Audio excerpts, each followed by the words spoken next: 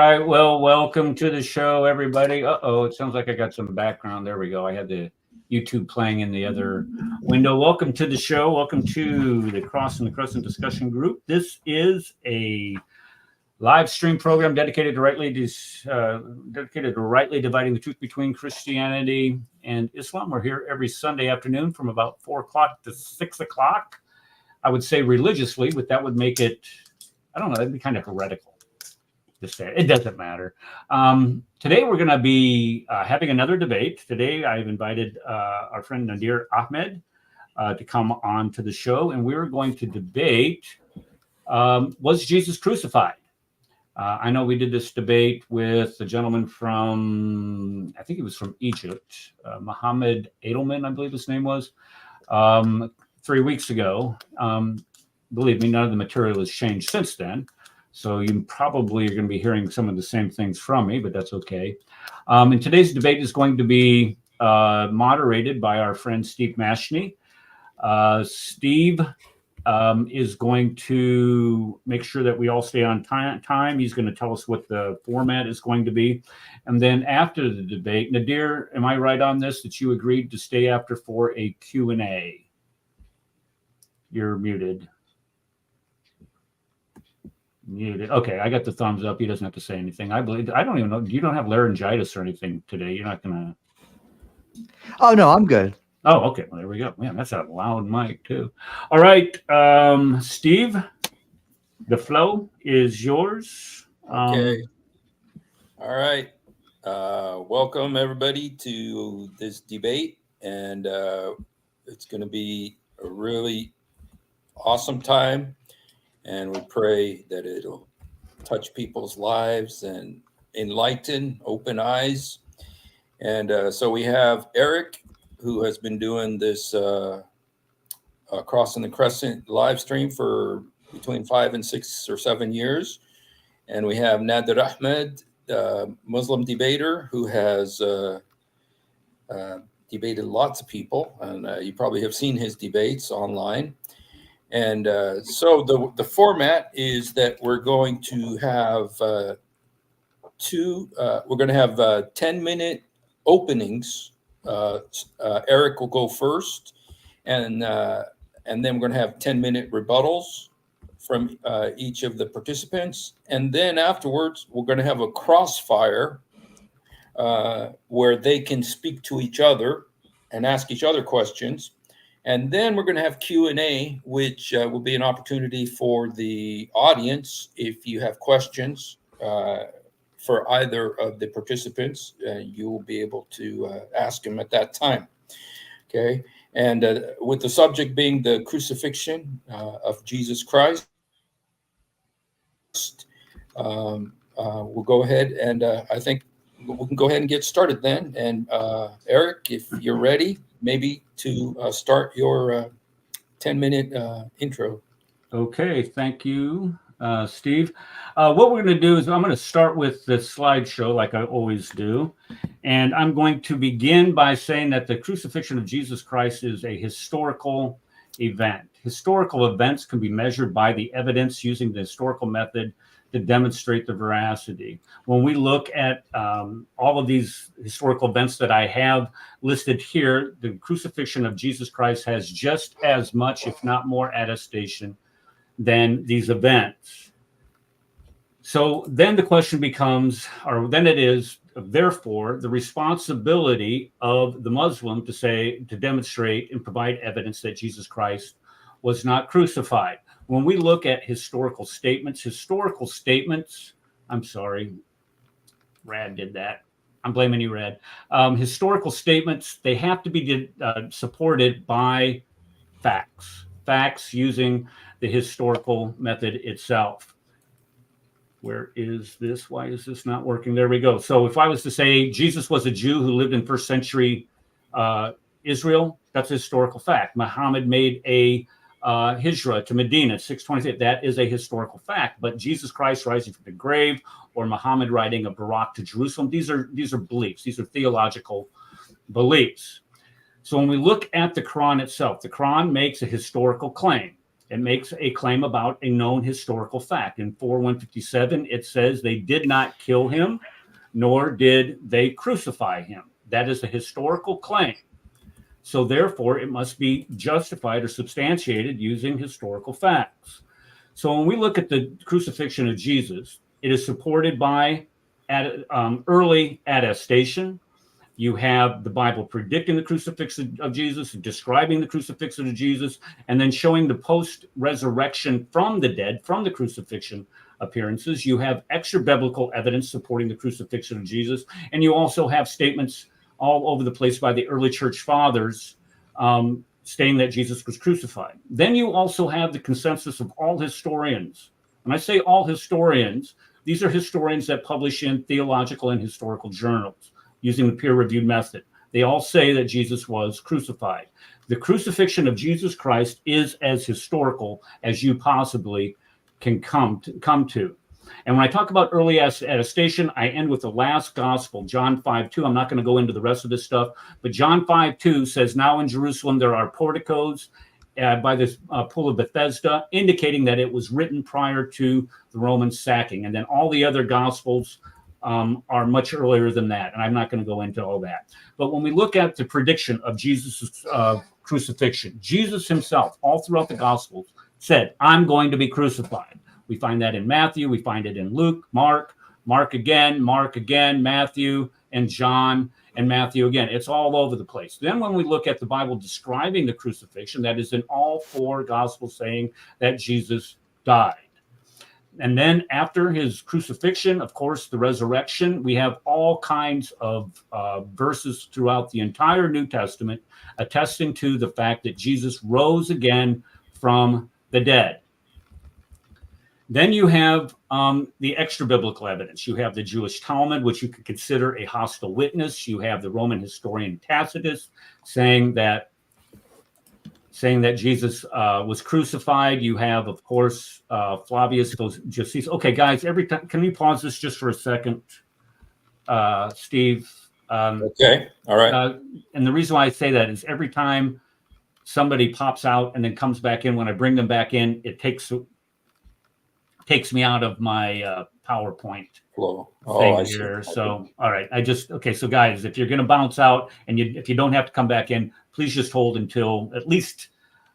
Nadir, do you have a PowerPoint that you're going to present also?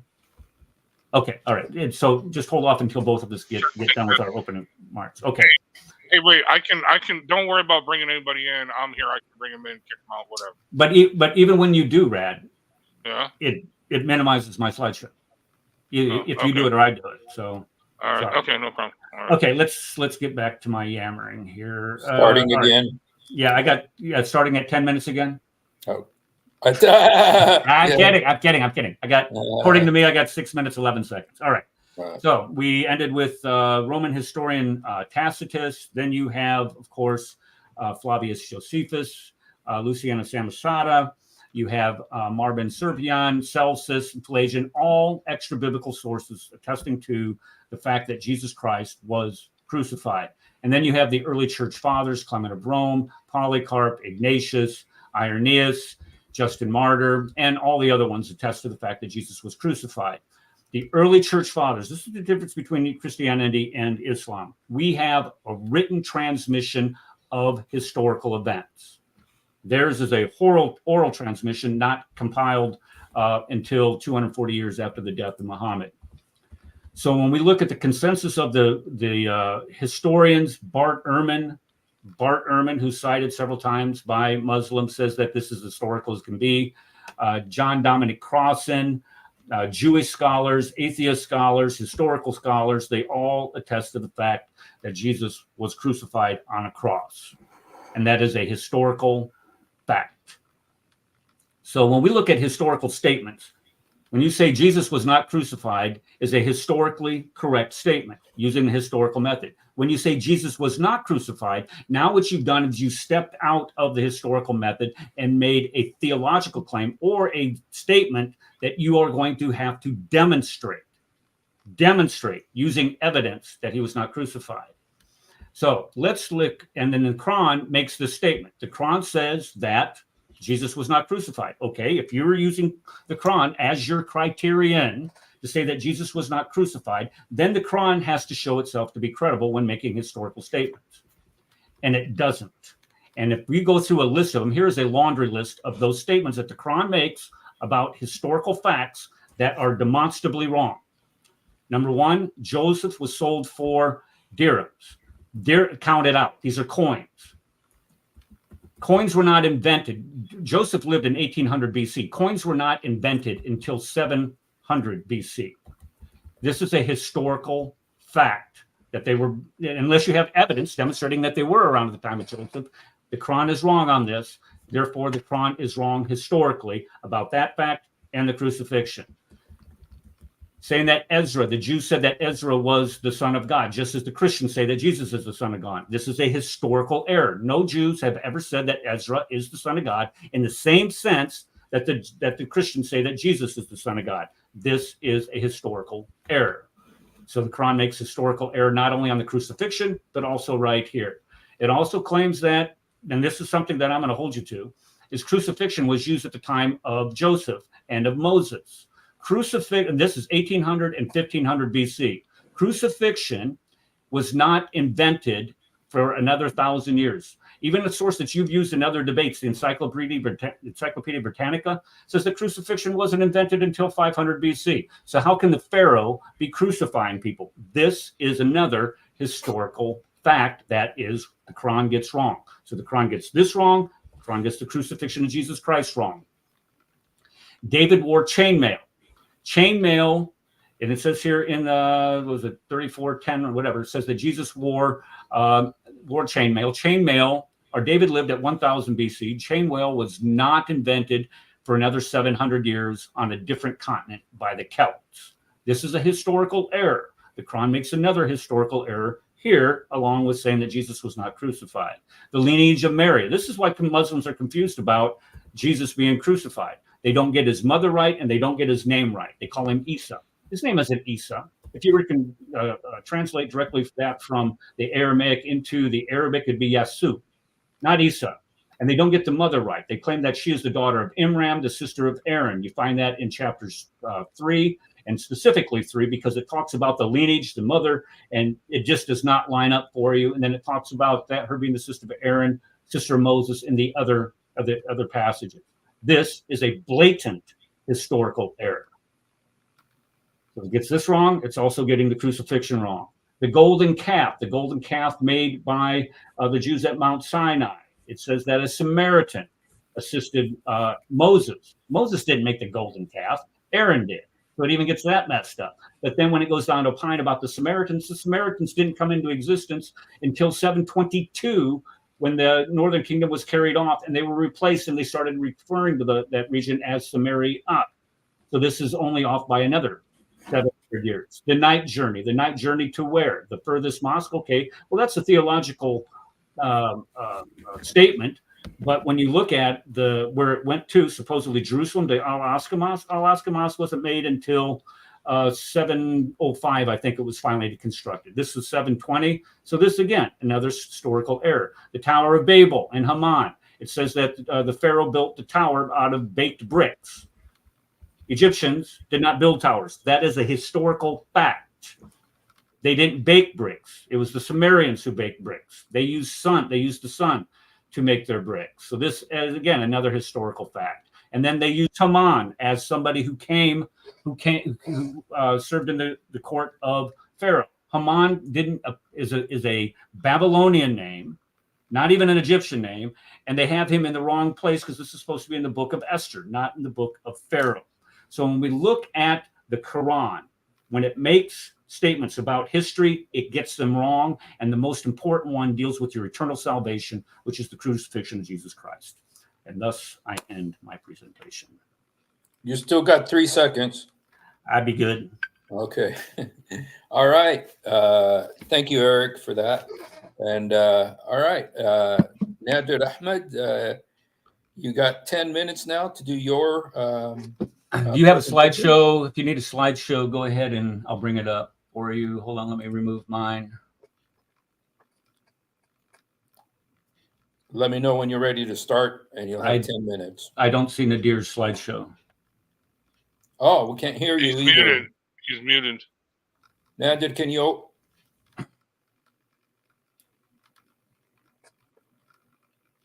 Okay, can you guys hear me now? Yes. Can hear you. Okay, wonderful. Yeah. I'm sharing my desktop right now, and I'll just go ahead and start very quickly here. Right now? Okay. Yes, 10 thanks. minutes. Okay. So it looks like, as usual, Eric went off topic. There's a lot he tried to throw at Islam, which has nothing to do with the topic of crucifixion, but he has a misunderstanding of history. So I want to help correct his misunderstanding. He said, look, these are all historical errors. It can all be refuted, even though they're off topic. It can all be refuted very easily by the following reference, which I have in front, which you could see. The majority of history is lost. 99.99999% of history is lost. So if the Quran is making a claim about this took place in history, and you don't have any papers or documents to substantiate it, that's okay, because 99% of history is all lost. And what little that we do have, a lot of that is wrong too, from what we understand from any historian can tell you. I have the reference over here. It says accessing history and culture is even more difficult obstacle. Almost everything of the past is lost. So now, when it comes to the crucifixion, why should we? He rattled off many references of showing, look, this is unquestionable. The the historicity of the crucifixion. Well, that comes at a terrible price, which unfortunately Eric doesn't know about. So let me go ahead and share with you one verse over here in the Bible. See, it's the details. It's the details of the crucifixion story. Matthew chapter 27, verse 52. Here is a verse of the Bible which says, and the tombs opened, and the bodies of many of the holy people who died were raised to life in Jerusalem. So after the crucifixion, we had this gigantic zombie walk. I'm sorry. These are all zombies all walking around in Jerusalem. Where is the historical evidence for this? Maybe Eric could share that with us. But let me help you out. There is none. So if true, if this zombie walk with all these zombies are actually walking around, if true, this would have stunned all of Jerusalem. Unquestionably, it would have been documented by numerous sources. And it would be, in terms of shock value, it would have dwarfed the crucifixion of Jesus. Yet we don't have a single page of writing of this zombie walk.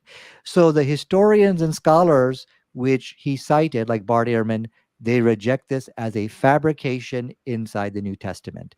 Obviously, this is a terrible embarrassment, a very embarrassing verse. And other scholars like Michael Kona also call this a legend. So you can't have both. You cannot have the crucifixion story and you as well as the zombie walk in Jerusalem and claim that both are true. So which one is it, Eric? Which one do you want? So that was quite easily to debunk. Let's go and delve a little bit more into the details of the crucifixion story. Now, does the historical evidence, the history about Jesus being crucified, does this in any way question Islam? No, not really. What we as Muslims believe is that somebody was crucified. It's just it wasn't Jesus. So it was someone who was made to look like Jesus was crucified. So if you did show some crucifixion evidence, that doesn't really challenge what we believe. Now, I want to also focus on another important detail of the crucifixion story, and that is found inside the passage right here, 1 Thessalonians chapter 2, verse 14. It says here, from the Jews who killed the Lord Jesus and the prophet they drove out. They displease God and are hostile to everyone. The Jews did it.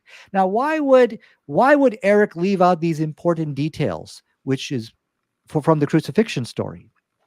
I mean, so what we see here is that the New Testament is assigning a type of collective guilt for the crime of crucifixion to the Jews, of the most horrible sin of all, and that is the killing of God. This is known as deicide. So what could possibly go wrong by ascribing collective guilt to all the Jews for the most horrendous sin the mind cannot even fathom, the killing of God. This is called deicide.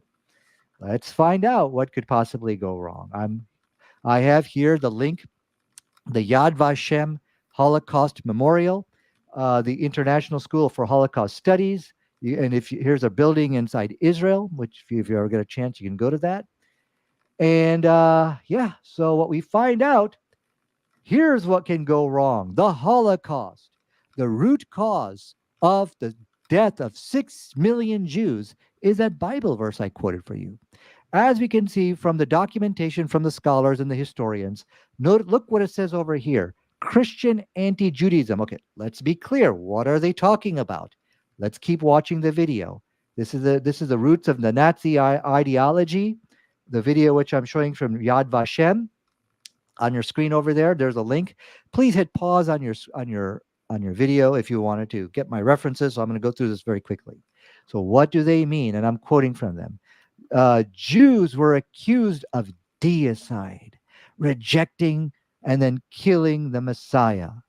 So as we can see here, the details of the crucifixion story is responsible for the death of 6 million Jews. Reference Yad Vashem Holocaust Memorial. But let me give you another reference just to solidify this fact. And this is the document or PDF if you want that reference as well.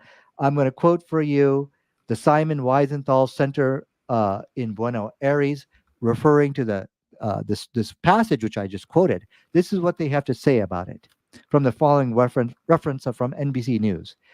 The Simon Wiesenthal Center in Buenos Aires calls it a defamatory reference of Vatican propaganda, talking about the killing, that the Jews are responsible for the killing of Jesus, that resulted in the persecution and murder of Jews for 2 millennia. So it's not just the crucifixion. So it's not just the death of 6 million Jews, but it is also 2 centuries of, this verse caused 2 centuries of persecution against the Jews. They were from pogroms to being burned alive, obviously. So, you kill God and you ascribe collective guilt to all the Jews. What do you think is going to happen? Wonderful things. Now, because Christianity is not a fact-based religion, it is an interpretation-based religion. The immediate knee-jerk reaction of the Christians is that the Bible, we shouldn't be responsible for the misinterpretation of it. This has nothing to do with interpretation. Nobody is misinterpreting the Bible. This is about incitement. This is about saying provocative things that will piss people off. So nobody is reinterpreting or misinterpreting the Bible. Interpretation has nothing to do with it. Okay, so what the crucifixion story did, it said things, ascribed a collective guilt to the Jewish people for the killing of Jesus, and that pissed a lot of people off. Obviously, you're going to get mad if you're going to look at, and what it did, it stigmatized all the Jews, because the text of the Bible said that it's the Jews who killed Jesus, and it stated that they displease God and are hostile to everybody. So the question here, which the Christians need to answer here, God knew that by saying these things in the Bible, if he's really God, let's just go along with it. He knew that this is going to piss people off, and he's going to give it to his ignorant followers, and it's going to result in the death of 6 million Jews. But you know what? He didn't care. He's like, let's just go along with it. So I know what you're thinking. God didn't really mean to do what he did, which doesn't make any sense. And it's probably what Eric is going to basically volunteer as a response, but that doesn't make any sense here. All right. So that's the reason why we should reject the crucifixion story, because there's something very evil about it. There's something very demonic about being the root cause of the death of 6 million Jews. So that's why I'm going to finish off by reading the verse of the Quran. And now look how God removes the curse, the Thessalonian curse from the Jews.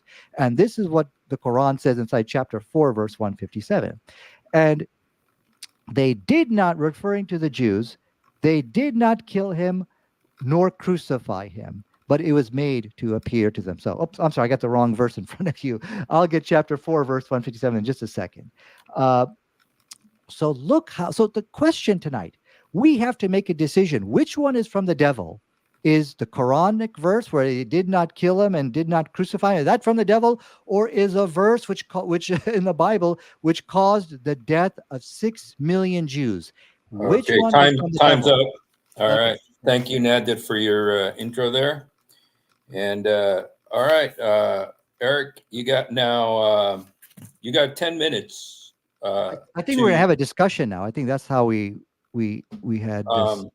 I was told that it was a 10-minute rebuttal now. No. Now we're gonna have a discussion, like 2 minutes back and forth.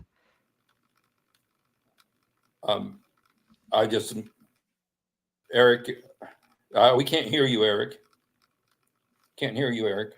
Okay, no, we agreed upon a 10-minute introduction, 10-minute rebuttal, 5-minute crossfire, and 5-minute closing. That's what we agreed on. All right. I don't think we agreed on that, but that's fine. Go ahead, please. Okay, now what you were talking about is the Q&A at the end. That's when we were discussing Q&A. All right, no problem. Okay, Nadir, I just want to make sure, Nadir. I don't want to make sure that, well, I might have a different understanding, but if that's what you want to do, we can go ahead and do that. No problem. Okay, all right. So whenever you tell me to go, Steve, all right. If you're ready, go ahead and start right now.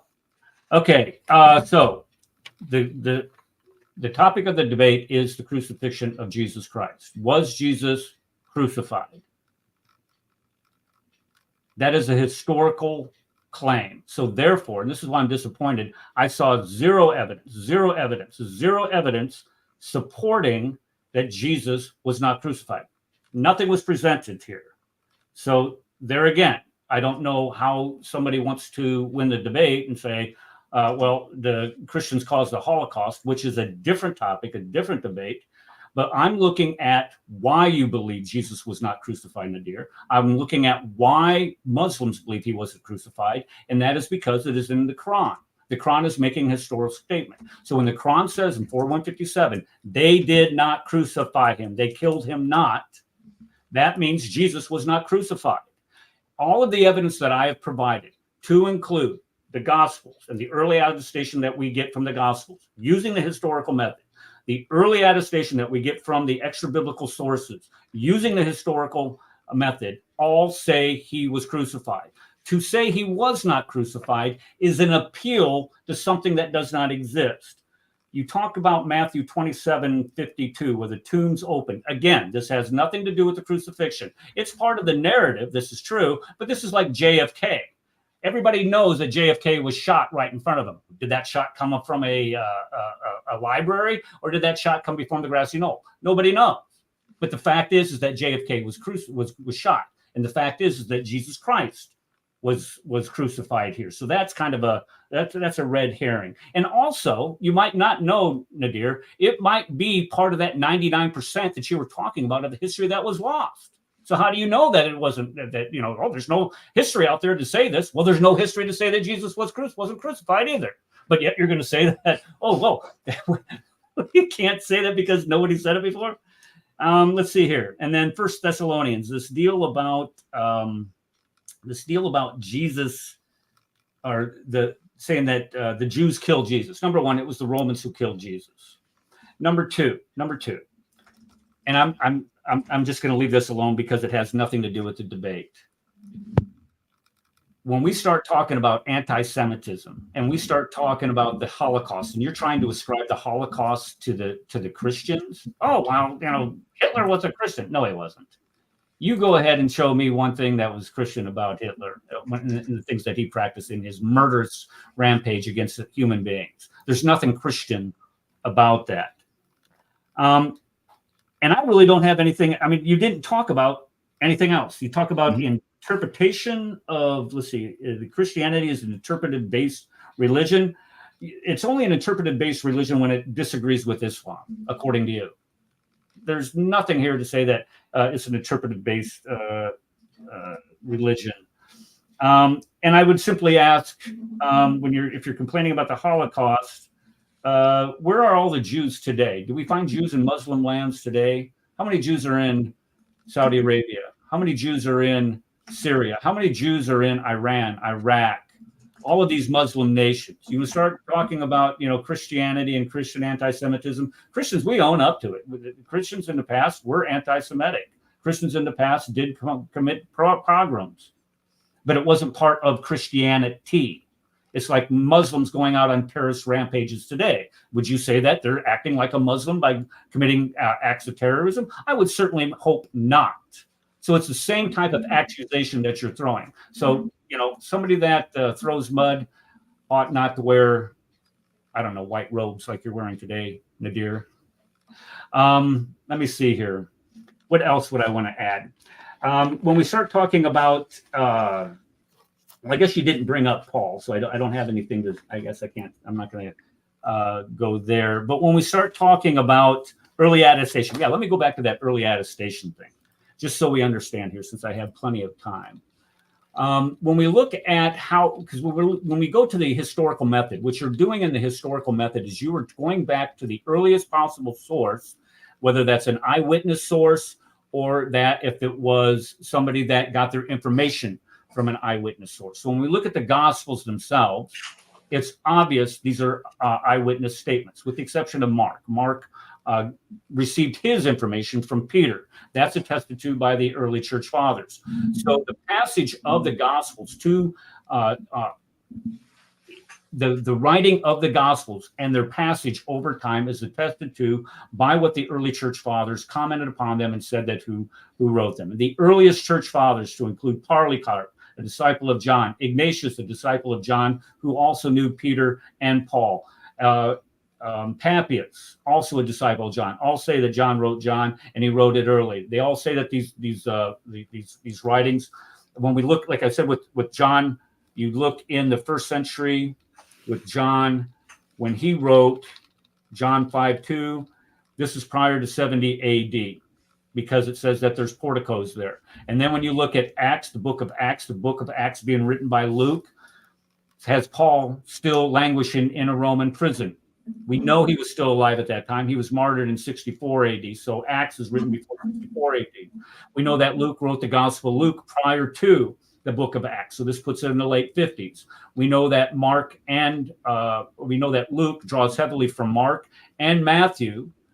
Therefore, that places Mark and Matthew even earlier than Luke, which can push them into the early 50s, even the late 40s. So when we look at the historical method, how do you arrive at historical facts? You go back as far as you can to the actual events themselves. And so when we look at the gospel record itself, that is how early those gospel records are. In addition to that, we have, of course, and I mentioned in passing, 1 Corinthians 15, 3-8. Here you have an early Christian creed that was made within 2 years of the cross. When we look at the number of scholars that support that, I have a whole laundry list of not only Christian scholars that say that it's that early, and this is how you do history, oh, by the way, is you go to the earliest sources possible, but you also have atheist scholars making that same statement. So the bottom line is when we look at the historicity of the crucifixion, sorry, Paul, when we look at the historicity of the crucifixion of Jesus Christ, you don't get better attestation through the multiplicity of the gospel manuscripts that we have, but also with how early they are.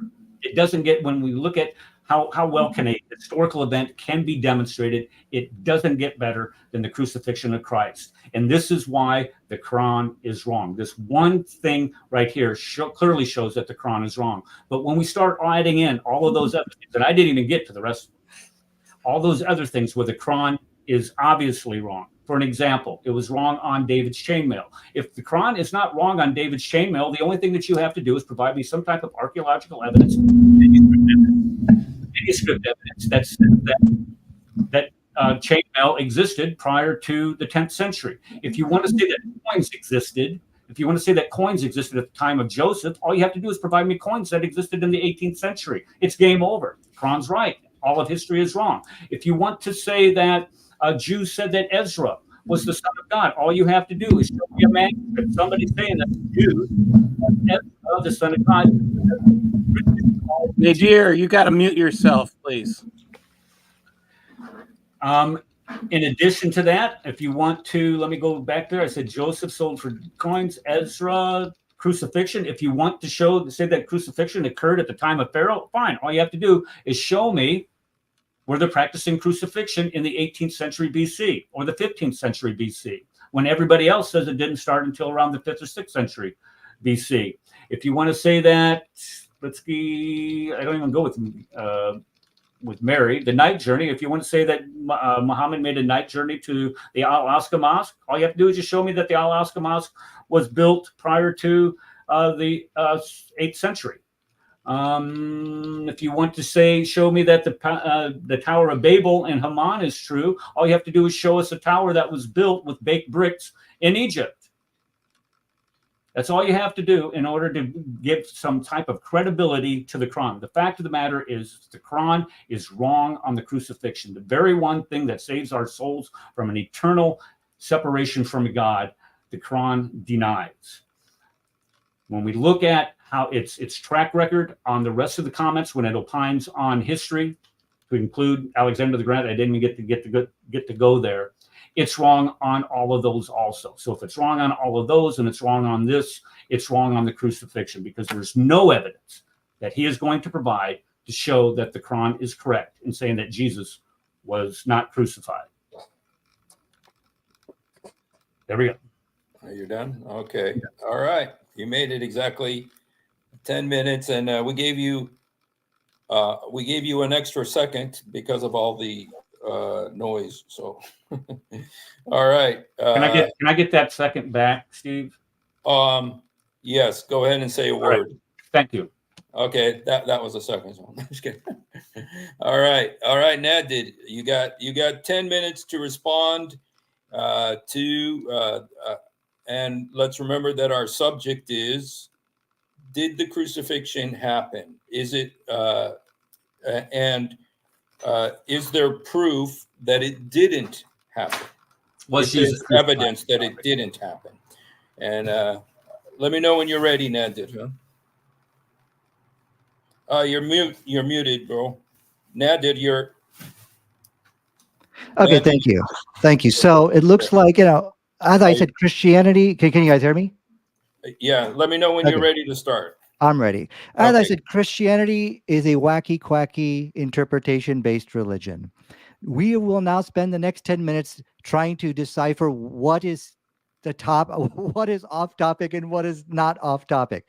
All the points which you have raised about Islam and something about clay, and there's no way I can answer all that in this 10 minutes, okay? This is game over. All right. The Christians, they all know this is game over. That was a detail I gave you about the crucifixion story. So now the Christians are trying to reinterpret what is part of the crucifixion story, what is relevant in this debate and what is not. The guy who killed Jesus, who crucified Jesus, they're now telling us this is not relevant. That's off topic. This is nonsense. The details of the crucifixion story is very relevant for this story. See, that what I am trying to show you and prove to you, Christians, if you look at the details of the crucifixion story, who crucified Jesus was a Bible verse which I presented to you. I have proved that was written by the devil. I have proved that there's no way. I mean, that verse actually caused the death of 6 million Jews. This is game over. Eric knows it.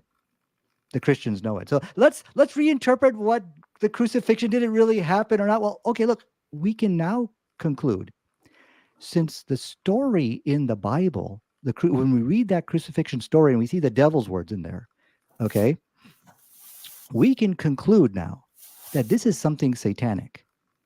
So if you find people confirming the crucifixion, stay away from this nonsense. Stay away from this evil. That's my argument. That's historical. And so let me share and so he said, he said, okay, Nadir is saying that Christians call the Holocaust. No, I'm not saying Christians call it the Holocaust. I'm saying First Thessalonians did, a Bible verse did. And it's not just me, but that's what historians say. Why would you believe in this nonsensical crucifixion story after that? Why would anybody do that? This is something evil. That's my argument. This is an evil belief which Christians have, and they base their salvation on this satanic belief. That's very relevant. You misrepresented, this crucifixion story in your Bible. It's the Romans who killed him. It's the Romans. The Bible says it's the Jews who did it. Can I share my desktop, please, real quick here? Let's read the passage again. It's on there, Nadir. I'm sorry. It's on. I have it up there on the screen. Oh, thank you very much. This is the so-called, it's off-topic stuff. Let's see if this is really off-topic. It's the Jews who killed the Lord Jesus and the prophets and drove him out. This is part of the crucifixion story from what I'm saying, from what I'm seeing here. This is not off-topic. Who killed him is very relevant. Let's go back to Yad Vashem Holocaust Memorial. Actually, we looked at that. That's this verse, which I just showed you, not Christians. It's that Bible verse, which is the root of the Nazi ideology. There's a reference right there. It's that crucifixion story you guys are bragging about. It stated very clearly, the Jews were accused of deicide. Who's accusing them? First Thessalonians. That's who's doing it, rejecting and killing the Messiah. It's part of that. It's a detail of the crucifixion story, which I'm focusing on. And this is why I'm saying crucifixion didn't happen. Okay, this is a hoax from Satan. That's my argument. How do we know it's from Satan? Well, the true book of God shouldn't be responsible for the death of 6 million Jews. I think we can all agree on that. So let's look at another reference. I'm going to take you to this is from the reference, the American Jewish Committee. This is actually, it's talking about another detail, pretty much a parallel passage in Matthew 27:24. It says, his blood be on us, on our children, and also known as a curse. Look what the historians say. This verse, not Christians, Eric, it's this verse has led to more Jewish suffering than any other passage in the Christian Bible. The historians are saying that this verse, when you start looking at the details of the crucifixion story, there's something wrong with it. Oh my God, there's something evil about this belief. That's my argument here. So I don't think that is off topic here. There's a saying, the devil is in the details. And that's exactly where we find what the problem is with the crucifixion story. So did the crucifixion happen? No. This is some kind of hoax from Satan, from a corrupted book, which was corrupted by him. Stay away from this evil. When Allah said in the Quran, وَمَا قَتَلُوهُ وَمَا صَلَبُوهُ, they did not kill him and they did not crucify him, referring to the Jews. The question I'm raising tonight, which one is from the devil? Which one is from God? I think it's an open and shut case here. What Islam is doing, what the verse in chapter 4, verse 157 is doing, it's removing that stigma from the Jews. Okay, and the cause of their misery and suffering, it's removing that. And this is not the topic, but if you want to talk about Jews and Islam, we definitely can talk about that. All right. And we'll see that they actually fared much better under Islam. In fact, many of the Jews, they came and left Christian Europe because of that Bible verse, and they came to live in the Islamic lands. Now, that's not the topic here, but we definitely can debate that, and you will see the blessing of this verse. So the question which I am raising is, which verse, we got to make a verdict is demanded tonight.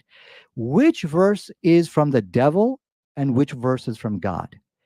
When you look at the details of the crucifixion story, they're not only laughable, like I showed you from the zombie story, which he said, oh, that one is also not on topic. Okay, sure. So if all these, and we'll get to the zombie story in just a second here and find out if that's on topic or not. but I think it's pretty clear. You got it, Christians, you have to make your peace with Hitler. You have to, because you see, when you look at the details of the crucifixion story, somehow and some reason, if we are to believe this is from God, God wanted to help the Nazis. He wanted to for their extermination of 6 million Jews, and not only that, but also for 2 millennia of persecution. For some reason, he did that. So there's no doubt about it as far as what the author of the New Testament did here. This is, for some reason, he wanted to put this type of suffering upon the Jews, and that's a question which the Christians need to answer. Why is that? Why do you think he would do something like that? You see, if he really cared about Jews, he would have been like, oh man, no, I better not author that, because that's going to incite people, make them very angry. And you have the foresight, you can see the Holocaust. Whoa, I don't think I should write something like that. But he didn't show that concern, did he? Game over. Very clear.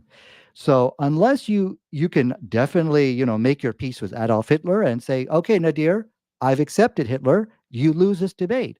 I'll say, okay, no problem. Or you can reject Nazism and the root cause, which is 1 Thessalonians.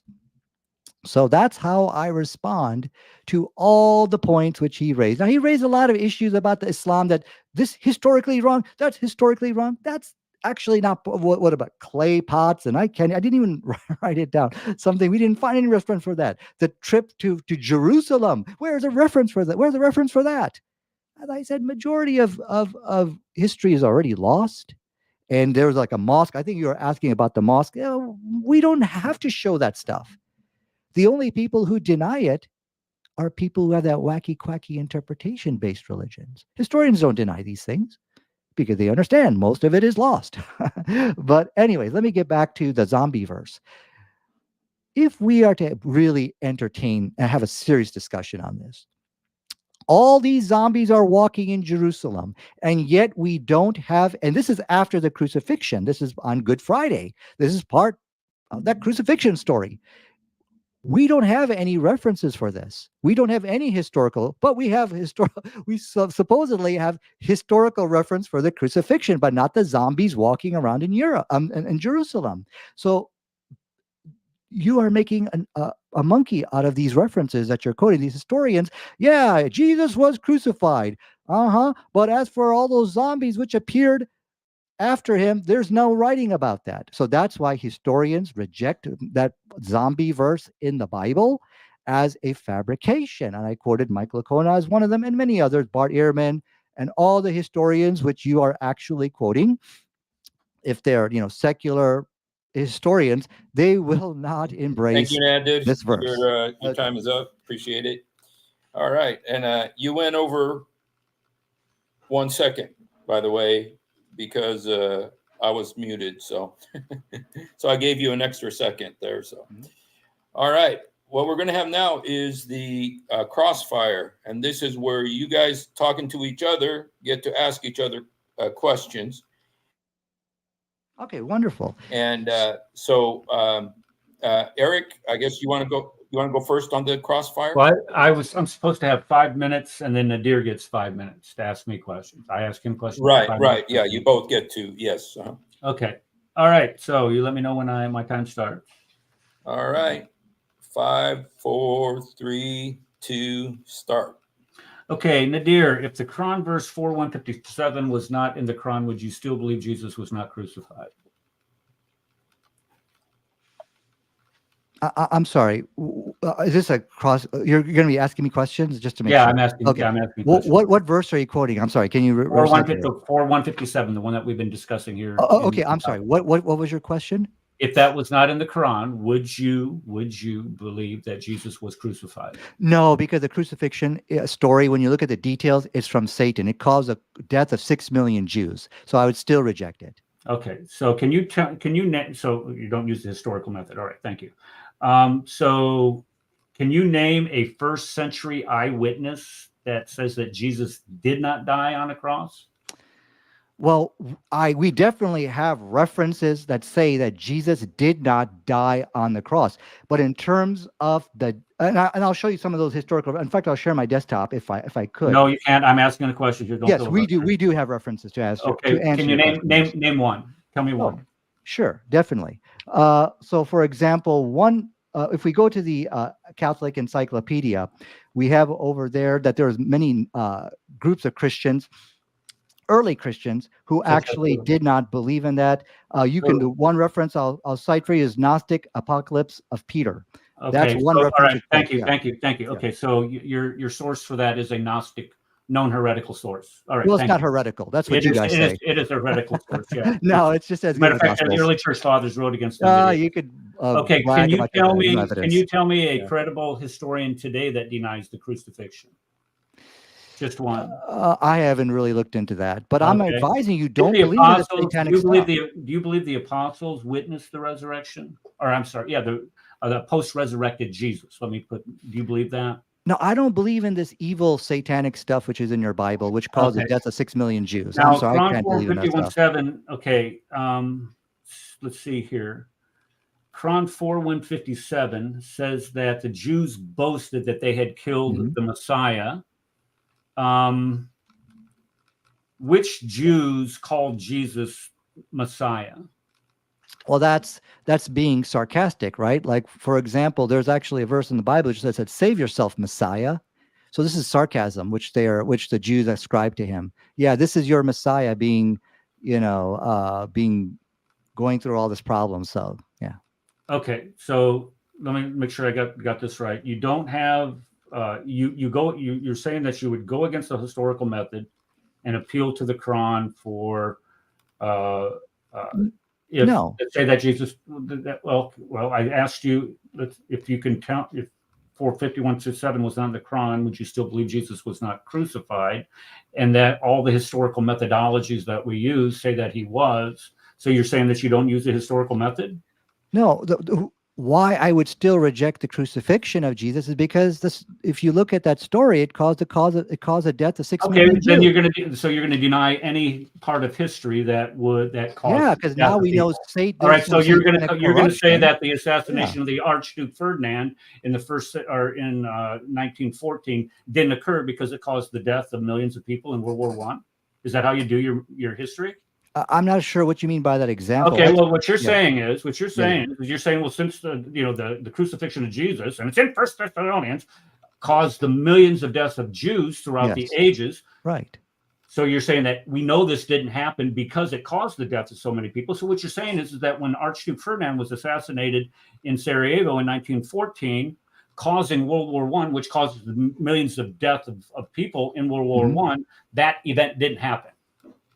No, because I think these are two different. Well, wait a second. Situations. Your justification okay. for denying the resurrection or the crucifixion of Jesus is it caused the death of millions of people, and it's evil. Well, the assassination of the Archduke was evil, also causing the death of millions of people. Can you try a little bit harder and give me a better reason for denying the crucifixion? Okay, sure. I can try a little bit harder. Hold on a second. We'll think. So what the Quran did, it gave us a hint. All right, it told us, hey, listen, don't believe in this story. The Quran is not a historical reference. It's wrong in so many places. Okay, so if the Quran is not wrong in so many places. It's just that I didn't have an opportunity to answer all of these issues which were off topic, which you raised. And this had nothing to do with the crucifixion. The Quran is a scientific miracle, and it is 100% correct, and we can definitely debate that. Yeah. So Alexander the Great seeing the sunset in a muddy pool. Those arguments have all been debunked. Yes, they've all been debunked. Okay. But like I said, you could. I just wanted to make sure. All right, that's good. That's good. Yeah. I'm out of time. Thank you. Yeah. I gave you a few extra seconds because you had to repeat the question at the beginning. That's fine. We're good. Okay. All right, Nadir, you got 5 minutes to to ask Eric questions. So okay, thank you. Let me know when you're ready. So really, I think, Eric, I want you to make your peace with Hitler, and you got to learn to goose step, because there is a reason. All right. Why do you think 1 Thessalonians chapter 2, verse 14 is a root cause of the genocide of 6 million Jews? Why do you think that is? Okay, first off, you calling me a Nazi. That No, I'm not calling you a Nazi. No, you told me I need to learn to goose step. When Yeah. the fact of the If matter you is, want- Al Husseini is the one that met with Hitler. The Oh, Grand that's Mufti off of topic, Judaism. dude. Come on. Answer my Whoa. question. Didn't you just start? Okay, say the question again then. Go Okay, ahead. look, we know I have shown you 3 references in tonight's debate, all pointing to the crucifixion story. The one where it says the Jews killed the Lord Jesus. This is talking about 1 Thessalonians chapter 2, verse 14. That's the root cause. It's one of the many, actually, there's 6 root causes. It's one of the root causes of the Nazi Holocaust. So my question to you is, why do you think God would help the Nazis like that? Okay, well, who's the one that made Jesus appear to die on the cross? I think the Quran specifically says That's not the answer to my question. No, it is an answer, because if Allah made Jesus appear to die on the cross and the Jews killed him, so there's your answer. It's Allah who's the one that did all of it. First of all, I need you to first back You up. asked Let me me. ask my second question. Look, can you accept? And you got to bring yourself to accept this. That 1 Thessalonians chapter 2, verse 14, and the story about the details about the crucifixion story, I need you to accept, and you can answer yes or no, that this is one of the root causes for the death of 6 million Jews. Can you accept that? Yes or no? No. Okay, so you've rejected all the references which I have presented you from Yad Vashem. I've quoted from you. You rejected all the references that I Okay. presented to you also. Okay, so you've rejected my references because I rejected your references. You can do what you Okay. want. It's your Okay, so you have to see. The problem is, I've quoted you Yad Vashem Holocaust Memorial. These are some of the. I've quoted you early church fathers. I've quoted you gospel messages. Okay, I've church quoted you fathers.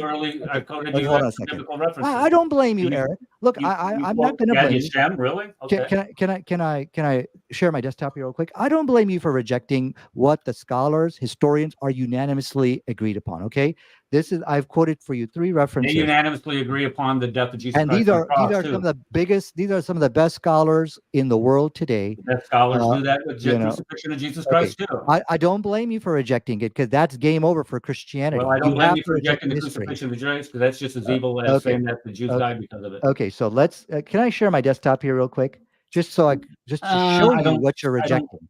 This is the International School of Holocaust Studies. Yad Vashem. I don't see it, Nadir. I don't see it. I don't see it. Can I share my screen? You here? can, but you have to try to share. Oh, I'm sorry about that.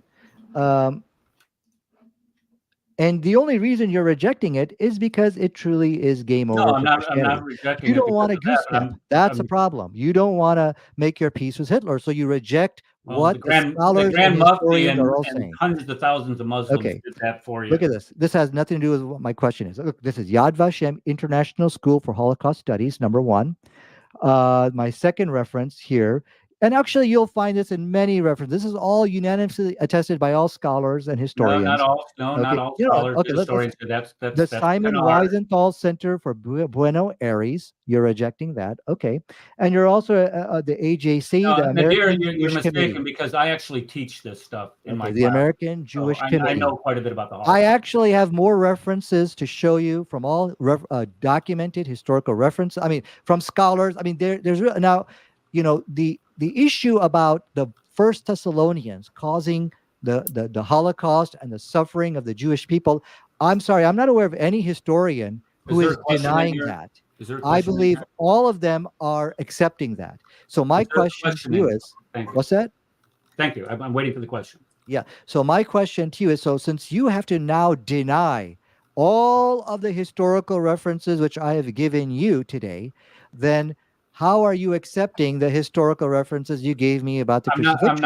I'm not denying all the historical. You just said you denied all the references that blame the Bible. There are other people that will attest to the fact that it isn't just a Christian problem with anti-Semitism. No, that's not what is being told to you. It's part of the anti-Semitism that we witness today. You're running. No, hold on a second. I don't want to lecture on that. I don't want to lecture from you on that. What I'm telling you, Okay, time's up. It said time's the up. first cause of Nadir. Let him finish. Let him finish. Okay.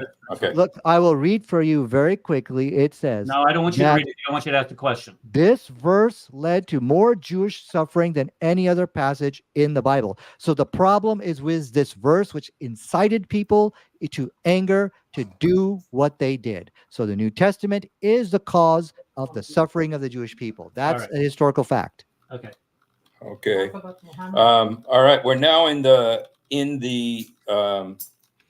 Q&A session. No. We have conclusions, concluding statements.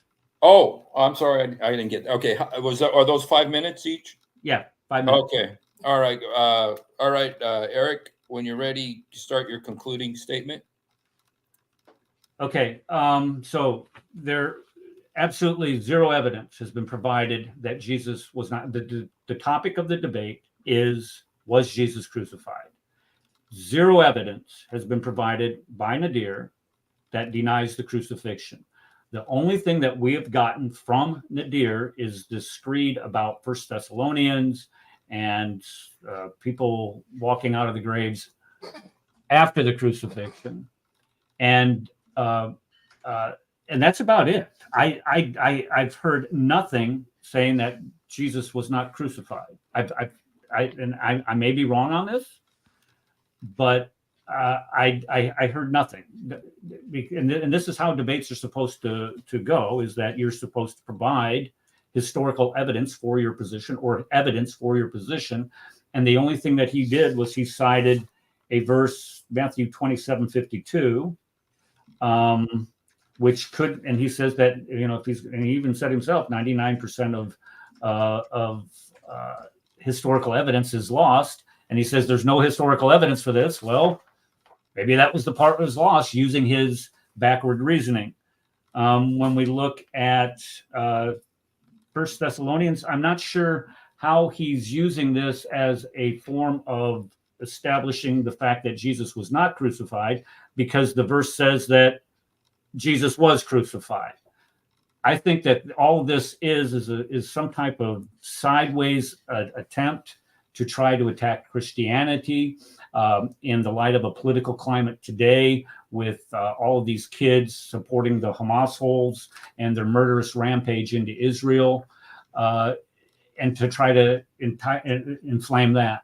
But the fact of the matter is that Jesus Christ was crucified at a cross in first century Jerusalem. That is a historical fact. Anything after that, it's just, as you said, it's game over. But the other thing that I want to touch on is, if you look at, and he's talking about how evil it is for Jesus to be crucified, when it was his Allah, according to that verse in 157, it says it only made to appear so. Well, who made Jesus? It made it appear so that somebody died. It was Allah. So if you were going to say that event itself is evil, then the only thing that you can't point at the Christians, you can't point at the Bible.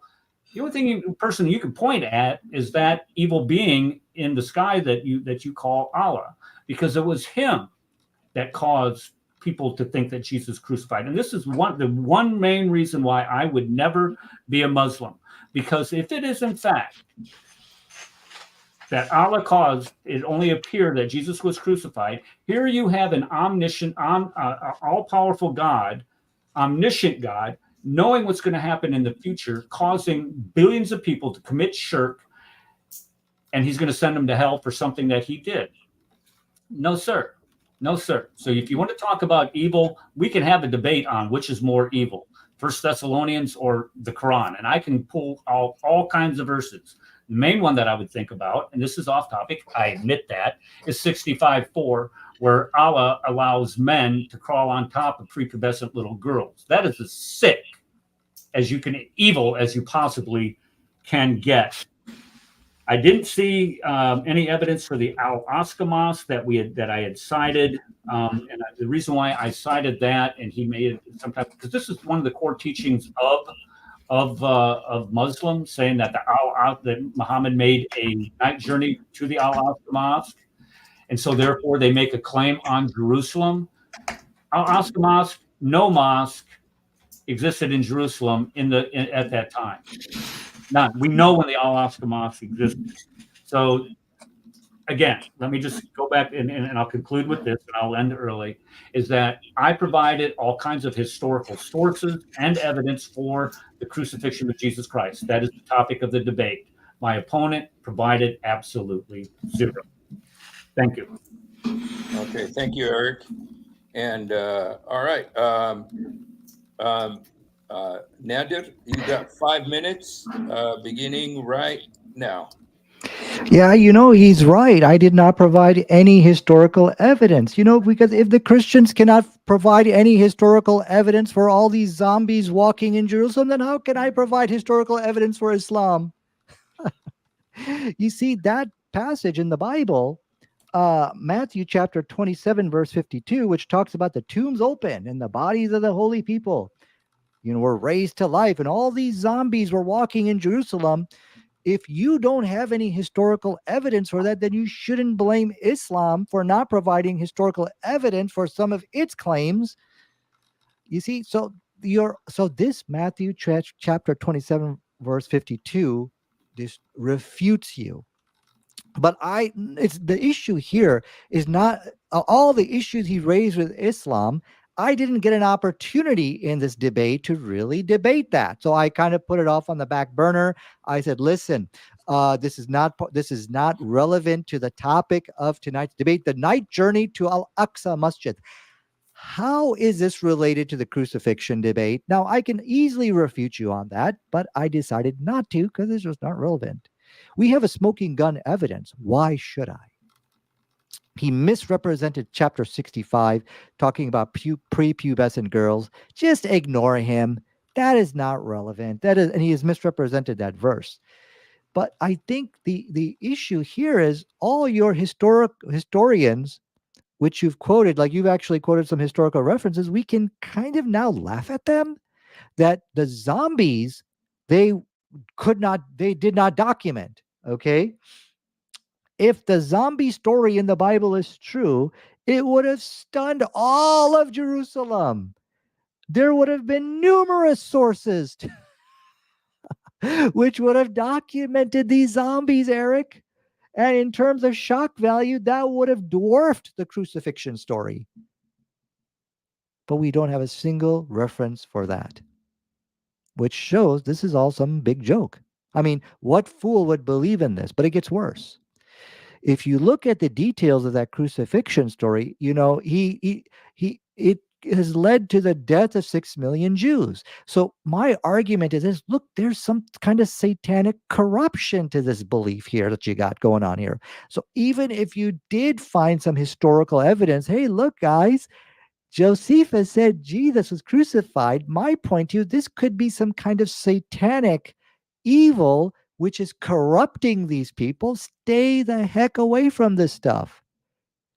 I have proved beyond a reasonable shadow of doubt, if you accept the historical references, all of historians, scholars are unanimous that deicide is the cause of the death of 6 million Jews, as well as 2 million years of suffering. I cited only 3 references. I could literally cite 10 and go on.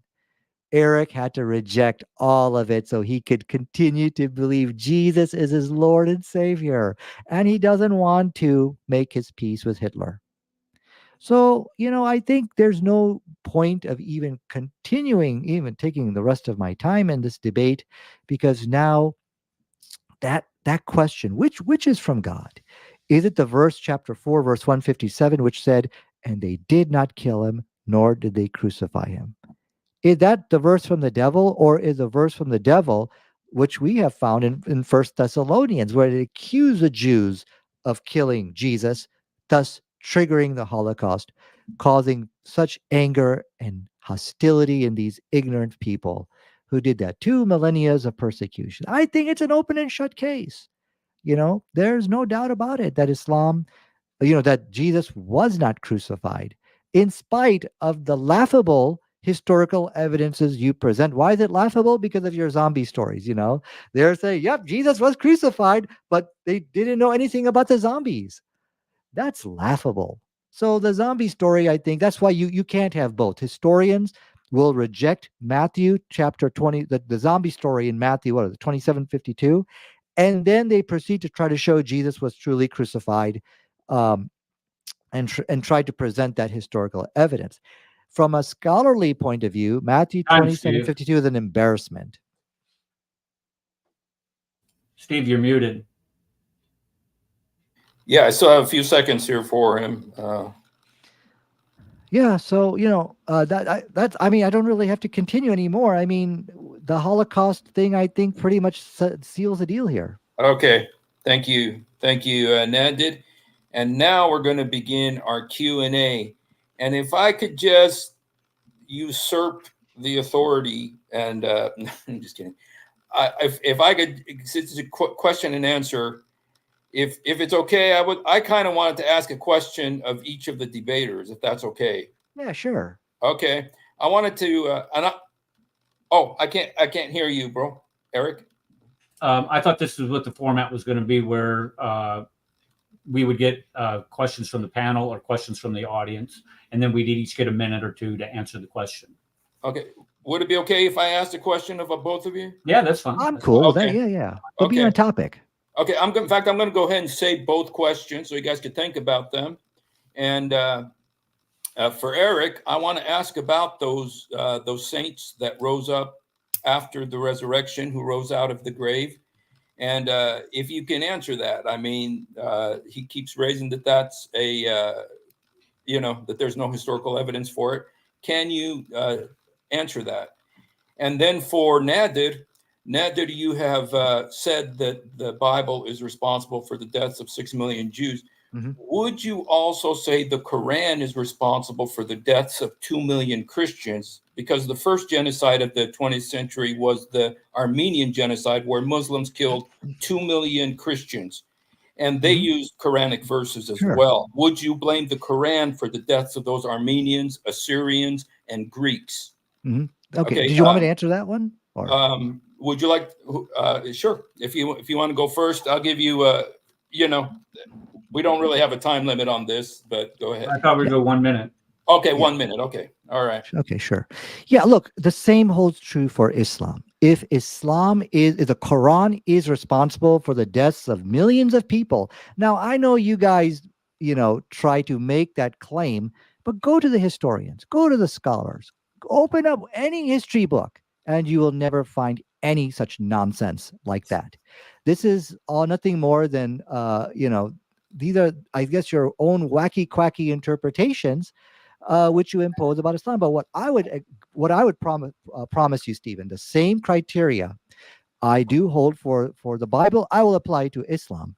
And I don't think you'll find anything. And that's why you find your Christian apologists like Sam Shimon running away scared, because they know that these type of arguments they have no answer for. They know they cannot defend the Bible, and they're not going to be able to attack Islam in my presence, And so I would ask you, go get that coward Sam Shimon to finish the debate which we started, which he will not. So that's my thank you, question Nadir. for you. Yeah. Okay, Eric. Yeah, I'd like to refer Nadir to this book right here, written by a Jew. It talks about how golden it was for Jews to live under Muslim rule, and he paints a pretty different picture than what you're painting right now. And the thing about that is, no Christian denies that there have been anti-Semitic Christian anti-Semitic crimes committed against Jews throughout the centuries, for the very reason that Nadir cites. But Nadir needs to do himself a favor and look at a calendar. It is 2024. What happened in 2023? It was the Muslims, motivated by Muhammad's ideology, to tear down that fence in Israel and go into Israel and rape women openly, brutally burn women and children to death, shoot people indiscriminately. This didn't happen. Okay, I get it. Shoot people indiscriminately. So when we start talking about the hatred for the Jews, it's 2024. Now, the verse 20, Matthew 27. All right, Eric. Unfortunately, your time is up, bro. You didn't answer the question. I love you, man. Yeah. I love you, but All right. All right. If we have questions now from the. I got I a have a question. question. Wait, I got a question. I want to go first because I have to actually run. So my question is for Hey, hold on Nadir. a second. Hold on, Rad. What? You do not run. You and I have Wait, talked about he- this. There's no. I'm kidding. Go ahead. Well, anyway, I gotta leave. Anyway, Nadir, my question for you is, okay. Well, just to clarify, so you're saying that because of the verse in Thessalonians that it's responsible for the Holocaust and the suffering of Jews because it says that they committed deicide, correct? Correct. Okay, so thank you for proving that Jesus Christ was actually crucified on the cross because he was God. And since the Jews did kill him and they created deicide, don't you think that God would punish the people and cause great suffering to them if they actually did commit deicide?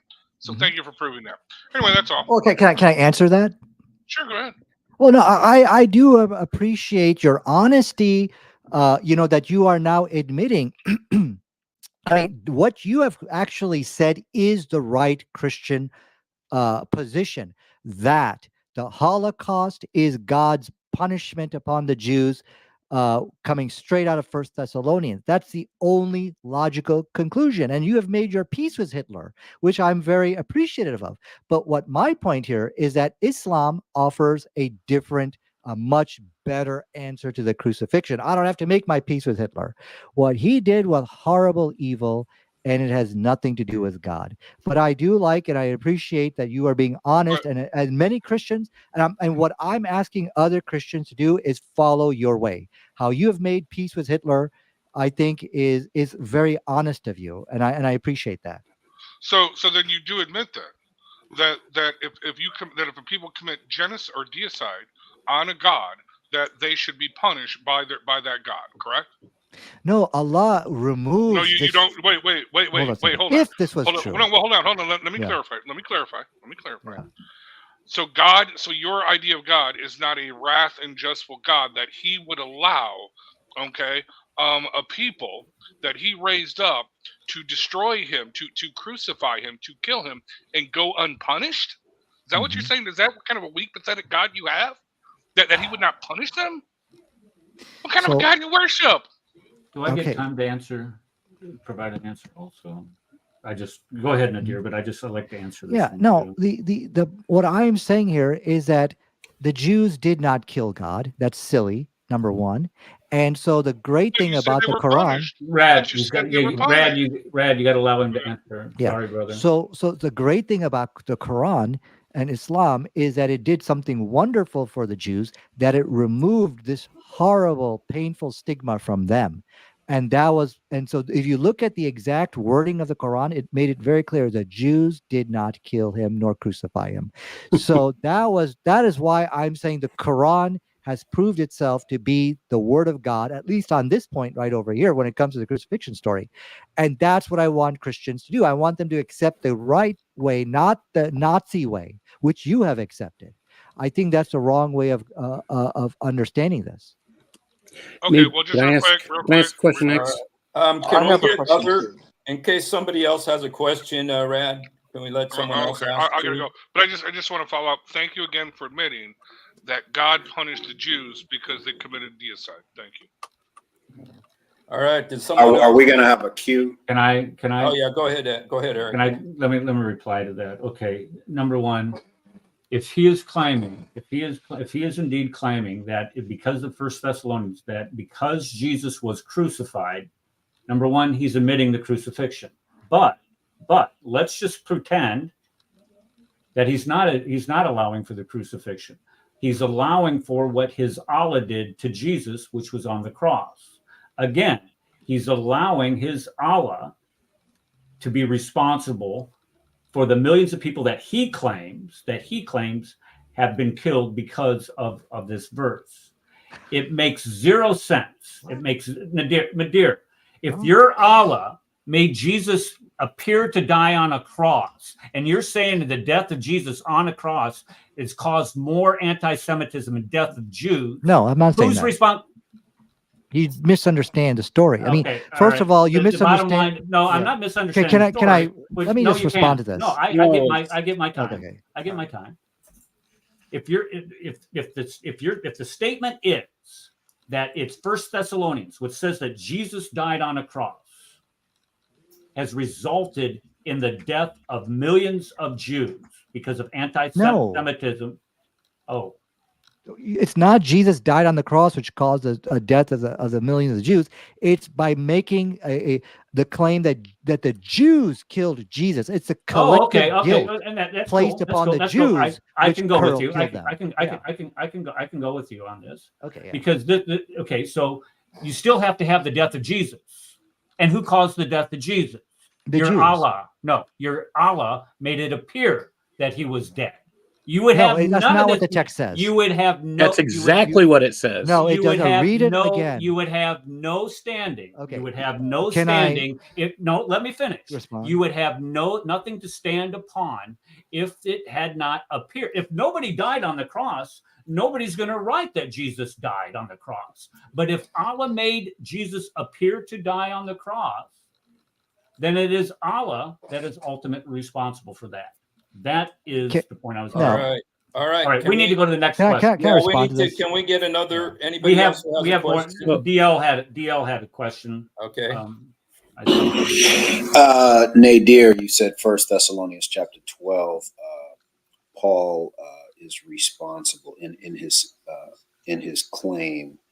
Paul is responsible for the death of 6 million Jews. Mm-hmm.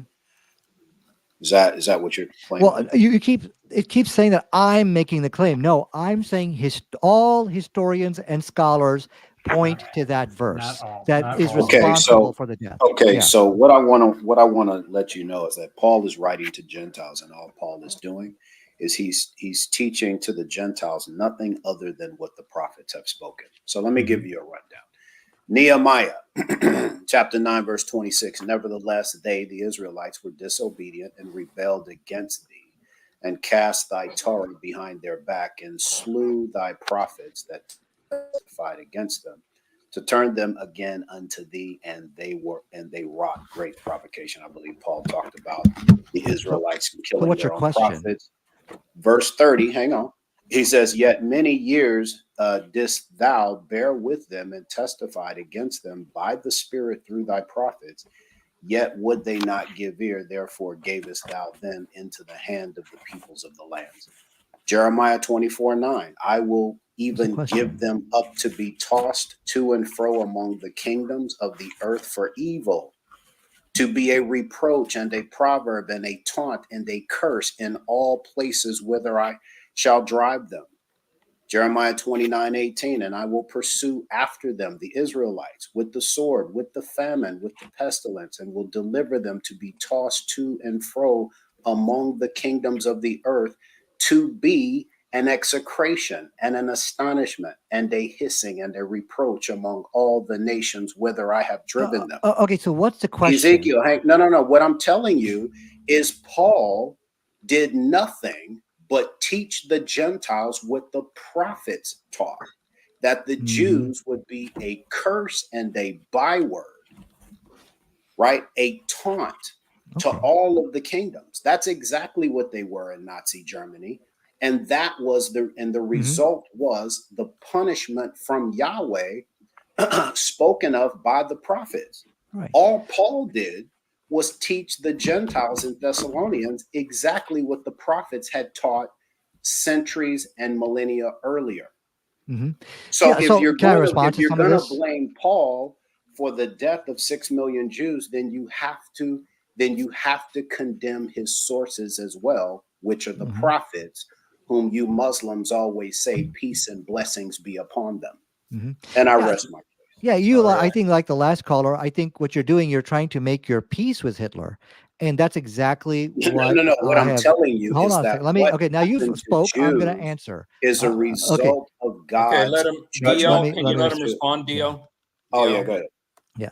So you're making your peace with Hitler, and I think what all the what the Christians are now conceding now is that based on the evidence, you have to now conclude that this is that the Holocaust, the death of 6 million Jews, is God's punishment upon them for rejecting and killing God himself.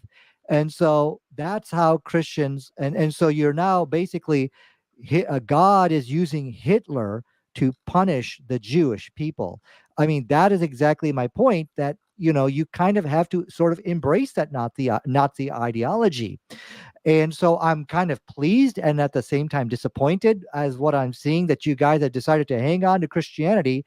I've decided to embrace Nazism, which is pretty much what's happening now, or at least portions of the Nazi Nadir. doctrine. Nadir, But thank you. let me, if I Does can just. somebody else have a question? No, Okay. Nadir, we got your point. Okay. We're all a bunch of Nazis. Okay, can we? They're embracing Nazism. I'm not. Can we get? I have a question. No, Okay. Okay, Chris, you can go after I respond. You can ask your question. All right. You're saying that we should embrace Nazis, and They're doing it, not me. the only people that have embraced the Nazis were Muslims during World War II. This is off topic, dude. Come on. What the? Are you kidding me? This is off topic. You want to talk? Okay, I didn't interrupt you. I didn't interrupt you. I did not interrupt. No problem. Go ahead, and we can debate. We can debate Palestine. That's fine. You want to do that? Let's but debate that. The only people that associated themselves with Hitler, the Nazis, the anti-Semitism, and the ones wanting to kill Jews, it was not people of the Christian, using their Christian faith as a justification for it. Sure. Well, if you, laughable Zionist propaganda. Right. Okay. So again, this is where you deny the historical method and anything associated with it to come to the conclusion of the topic of the debate, which you're way off on, was the crucifixion of Jesus. And you say, oh, that's propaganda. It's kind of weird that you would continue to say that that's propaganda when we have actual pictures of the Grand Mufti of Jerusalem associating with Hitler, the Grand Mufti of Jerusalem providing evidence, providing advice to Himmler on how to construct Auschwitz. Oh, we got a picture of him in Auschwitz too. I guess maybe that's propaganda also. And we also have information where he raised up Islamic battalions to fight for Hitler. So when you start trying to say that, we're goose stepping and we're making peace with Hitler, the only people that made peace with Hitler was people like yourself. That's so silly. It's so silly, Eric. Instead of interrupting them, can we keep this to a go ahead. A mutual respect. Go ahead. Okay. Can I respond? No. You don't get to rebut the rebuttal. This is a question and answer. You gave your answer. He gave his answer. We're on to the next question. You know how debates roll, right, Nadir?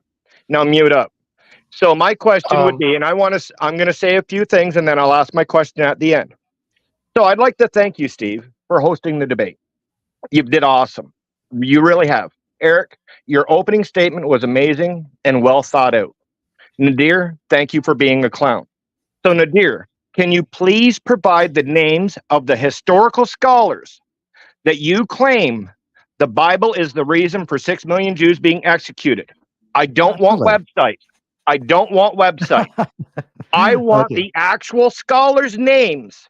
If you can't provide their names, you're lying about their credentials. Okay. I'm not going to listen. You need to tone down and don't insult me. All right. I can give you this. I can give you the names of the institutions. I want the name of the people, because you are not the name of the people. Okay, no, because you are. Let me tell you something, Chris. You are not an educated person, so I'm going to educate you and explain to you. Okay, Nadir, I am an educated person. If you guys are going to shout me down, I'm going to leave. Hey, listen, if you're going to act like that with me, I'm going. You specifically said. You guys, can we tone it down, you guys? I'm not going to be abused by you guys. No, I agree, Steve. I specifically asked the question. Can he address the specific question I asked? I want the names. Okay. I'm not going to be abused by the people in the question answers time. Now, Steven, now let me explain something. I'm not going to be abused by these people. Just answer the question, please. No, I'm not going to. No, listen. I'm going to walk away if you're just going to allow me to be abused. Okay. At least one question answered. Okay. Let's Okay. do So this. let me share my desktop. Nadir, let's do this. Let's just do like a timer, so we don't have Yes. people talking over each other. So when No, a it's a matter question of is people asked, abusing me. I'm not going to be abused up here. well, Okay. okay, Just want an answer. Okay. and I'm sorry you feel that way, but calling Yeah. other people goose stepping Nazis is kind of the same type of insult. Well, but I no, would say that actually, the people in we the would question and answer use, time are agreeing with me. we would They're use making their peace with like Hitler. 1 minute. Steve, can you hear me, Steve? Yes, Like I hear you. 1 minute, and then he Yeah. gets 1 minute, I get 1 minute. Okay. That probably Okay. works best. All right. Okay. Nadir, your minute has started. Okay, I want to share my desktop. I don't see Okay. it, Nadir. I don't see it. Okay, let me share my desktop, because the person who asked that question, he's just not an educated person. Okay, so let me explain to you That's an how insult. That's an scholarship insult. works. That's an I am insult. quoting a battery of scholars. So when I show you, this is a Yad Vashem, the International School of Holocaust Studies. Okay, this is the conclusion of all of their historians and scholars. Okay, Proof it. so please stop interrupting me. So this is from their video right here, the roots of the Nazi Holocaust, of Nazi ideology. I'm sorry. This is a conclusion of their works. So that's why it's good to quote a website which is better than actually quoting individual scholars. Now, here is a reference for the individual scholar which you have asked for. I have both the video and the PDF. So I Okay, can time's click on up. this link. Time's up. I wish Okay. you would have just answered the question, Nadir. Does anyone else have a question? Can I? Just wait. Yes, I yes, want yes. Eric to answer. Wait.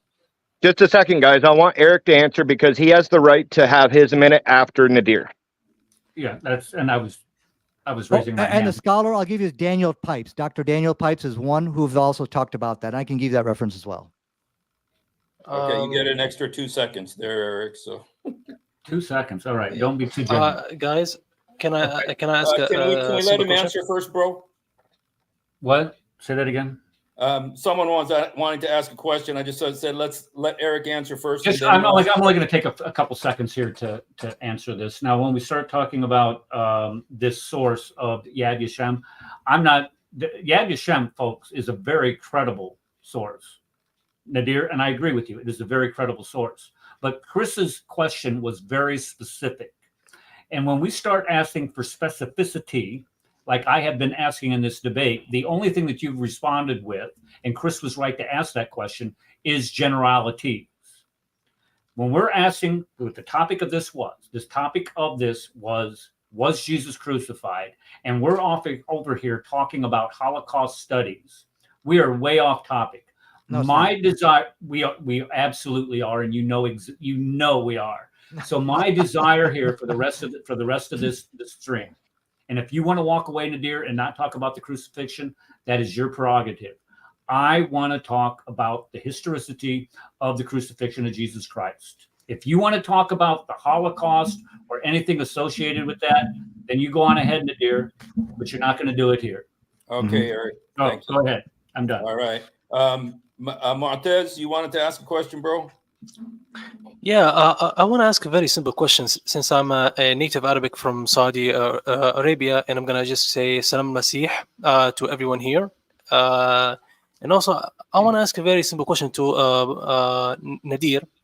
Since the topic is about was Jesus crucified, didn't you know that in chapter 3, verse 55, actually it confirms that Jesus did die for 3 days, and then God resurrected him, and then he went back, according to chapter 3, verse 55, Tafsir Ibn Kathir.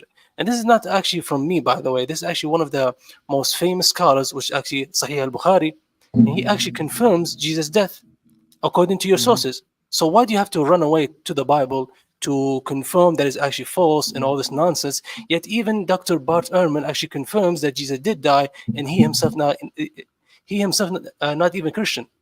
And he confirms the crucifixion of Jesus Christ. So can you please answer my question? Is this even true or not? Because no, none of it is true. It's all stuff. Like I said, Christianity what if I showed you? Yeah, okay, you could go and show me. But we could debate that. No problem. But look, I told you. Let him respond.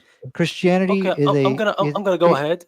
Yeah, Christianity is a wacky, quacky reinterpretation religion. You are just reading what you want but then into the text. you Okay, but then you use our Bible to you've asked confirm your question. that Can the I? Prophet Muhammad was actually Okay. true. You have to let him respond. Look, allow me to respond. Look, these are all, you're reading what you want into the text of the Quran. Actually, the Muslims are all united. I mean, if you look at Islamic scholarship, okay, they're all united on the fact that Jesus was neither killed nor crucified, but it was made to appear to them. So the Quran doesn't say that Allah made him appear to them. So that's a second misinterpretation of the text.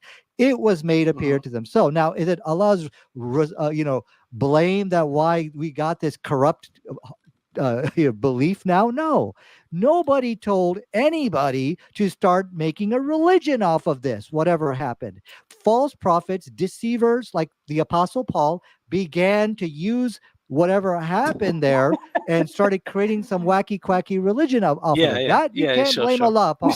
These are the deceivers who, and really it's not even deceivers, we can now say for sure it's the devil. So Allah is not the best of it is deceiver, your God, according which to is the best chapter 3 verse that 54? is another wacky quacky interpretation. Like I said, Christianity what is khayru al-makirin means? What is khayru al-makirin means? Are we now going to debate? If you know Arabic, you had your question. Khayru al-makirin is not on topic, but like I said, you could bring up all your wacky quacky interpretations. Steve, could you please share my screen? Okay, you know what? So I can show it to him. Look, I think I'm going to Nadir, that verse about Allah being the best of deceivers is in relationship to what he did. No, you are being the best of the deceivers. It's in chapter 354. Okay, do you want me to debate that? Do you want to debate the best of deceivers? No. Okay, we can debate that. Okay, this is turning into a shouting match. Let me show you the sources. Okay. According to Al-Bukhari, Look. confirms Jesus' death according to your sources. You guys, Eric is giving us directions here. So look, this is turning into a zoo. The Christians are angry because we showed that stop talking and let Eric speak, please. Okay. He's in control, not you. Okay, so when we talk about let me start my minute here. Okay, when we start talking about that verse that Mikhail, what was the gentleman's name that said that? Martez. Thank you for that question. That verse that he's referring to can be interpreted that Jesus did die. I agree with that. No. But I don't want that to be true.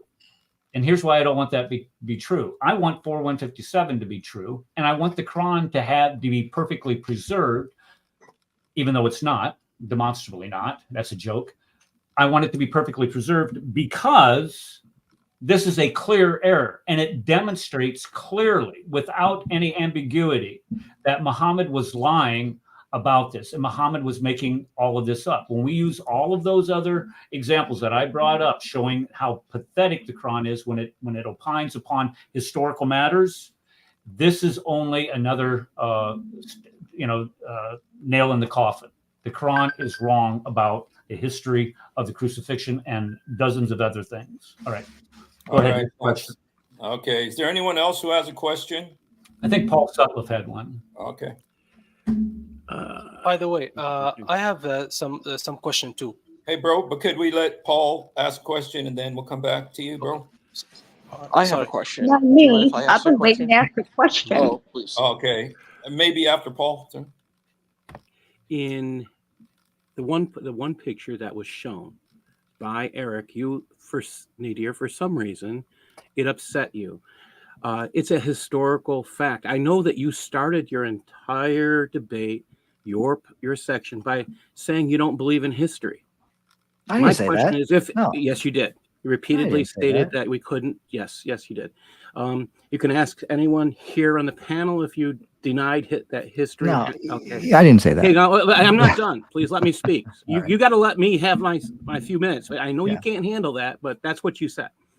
You can't handle the fact that there was a picture here showing the true ally of Hitler was the Muslims.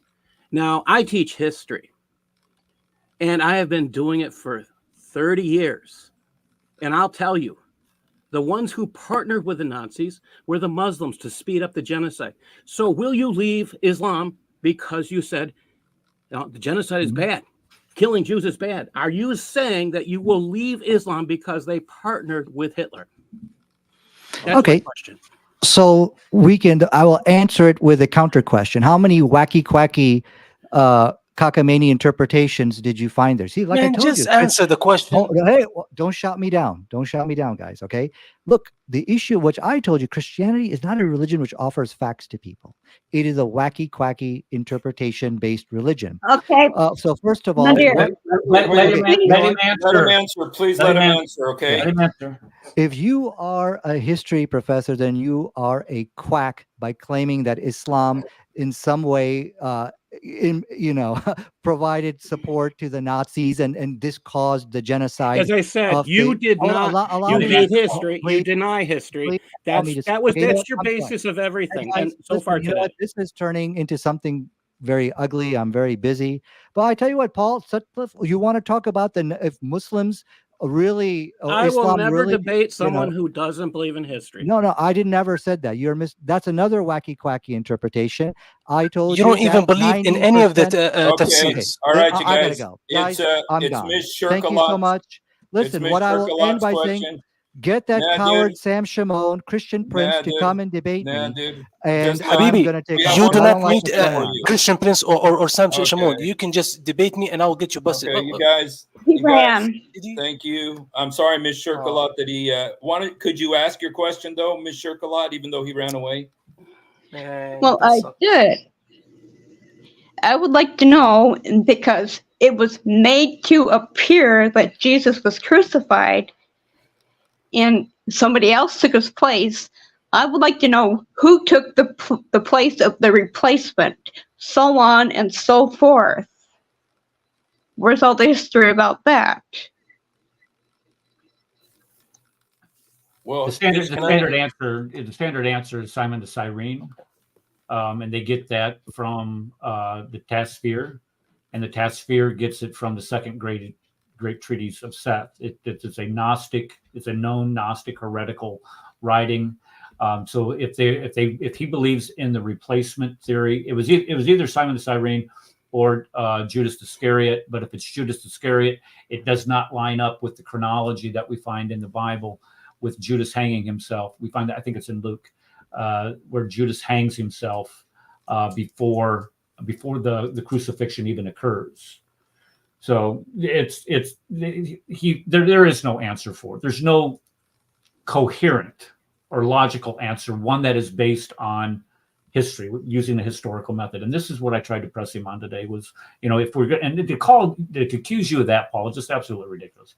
Well, my question, anybody else hear him say he didn't believe in history? Because I heard he didn't believe. He said that the sources that we had were 99.99999% done away with. That's so he was saying he didn't believe in history. That's what I find funny.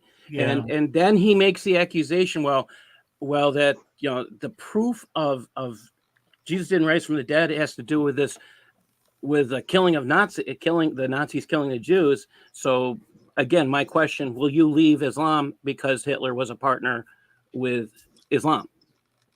I mean, those are historical events. This is a guy that denies. He denied Islam. Well, he denies the crucifixion. And this is where, when we start looking at how history is done, for example, and this is I've been thinking about this a lot this past week when we start talking, because I thought he was going to start talking about the corruption of the Bible, and I've been kind of focusing on this, but this idea of Matthew 27 somehow, that's just stupid. I don't know if I could have come up with a dumber art, but it doesn't matter.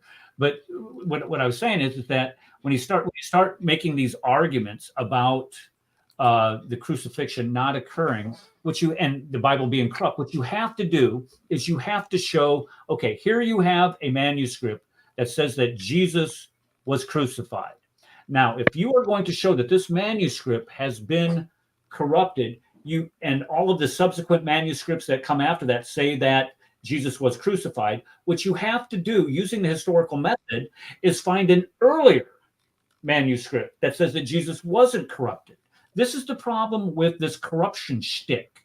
There's nothing proving that the Bible was corrupted to the point We have variants. Nobody denies that. There have been insertions. Nobody denies that.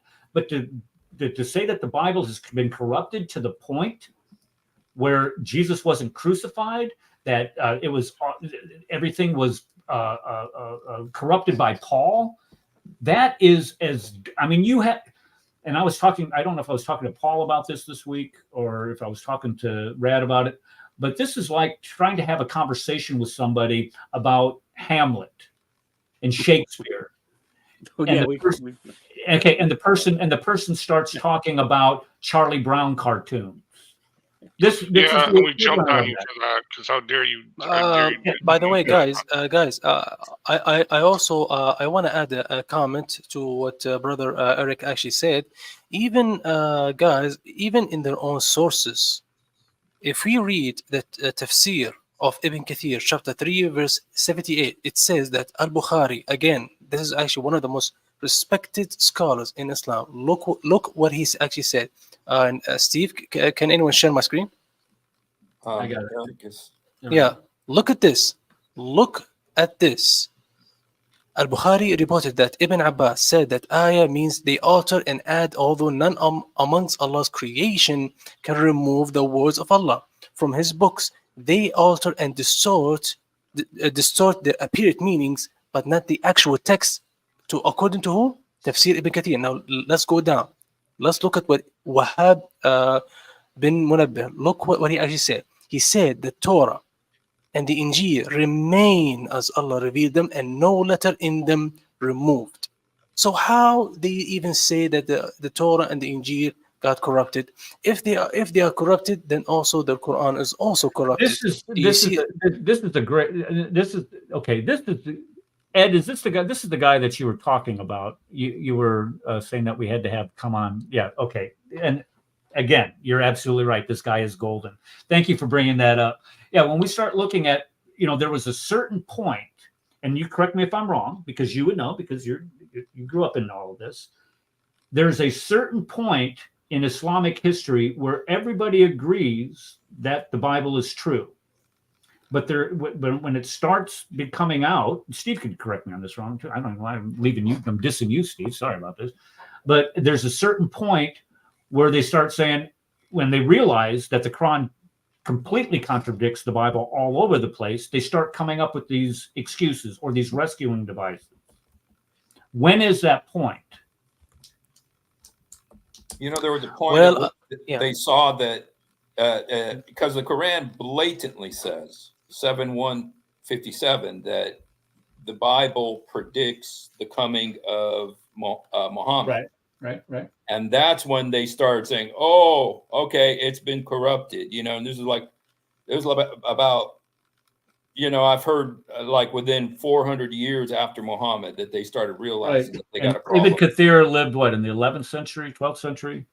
When did he live? Between the 8th and the 7th century, which is after the prophet's death. Which is after the Prophet Muhammad actually died after 200 years. So I don't know how they even say that it's actually reliable source. Okay, so wait a second. Now are there two Ibn Kathirs? Am I right on that? I believe. Well, I mean, look, I don't know. I mean, a sheep came in and ate some of the pages of the Quran. I mean, they were busy drinking camel's urine. I don't know, man. I mean, there is. I just want to say there is an Ibn Kathir version of the Quran, and then there's the Ibn Kathir, and these are two different. Okay, so the one that we're talking about, this Ibn Kathir is 1300. Yes. So this is the 12th century or the 14th century. 14th century. So if Ibn Kathir is making this comment, oh my gosh, if Ibn Kathir is making this comment in the 14th century, when did this stick of corruption occur? When did that start? Can I ask a question? Brother Eric, let him finish what he's saying. Then you can go. Okay. I'm sorry. Just small one comment. You have to understand. 80% of the religion is based on hadiths.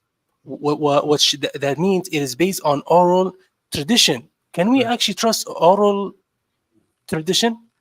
Sure. More than eyewitnesses? We can't.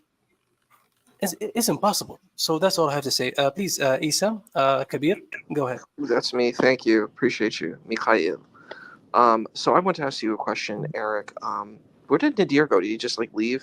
He was a lot. He had he to felt run. that He had to run. Yeah, and he Oh, would he had never to say run. that. Yeah, he was running. Because I remember he said that Michael Brown's running from me, and I'm like, And Sam. and Sam's running.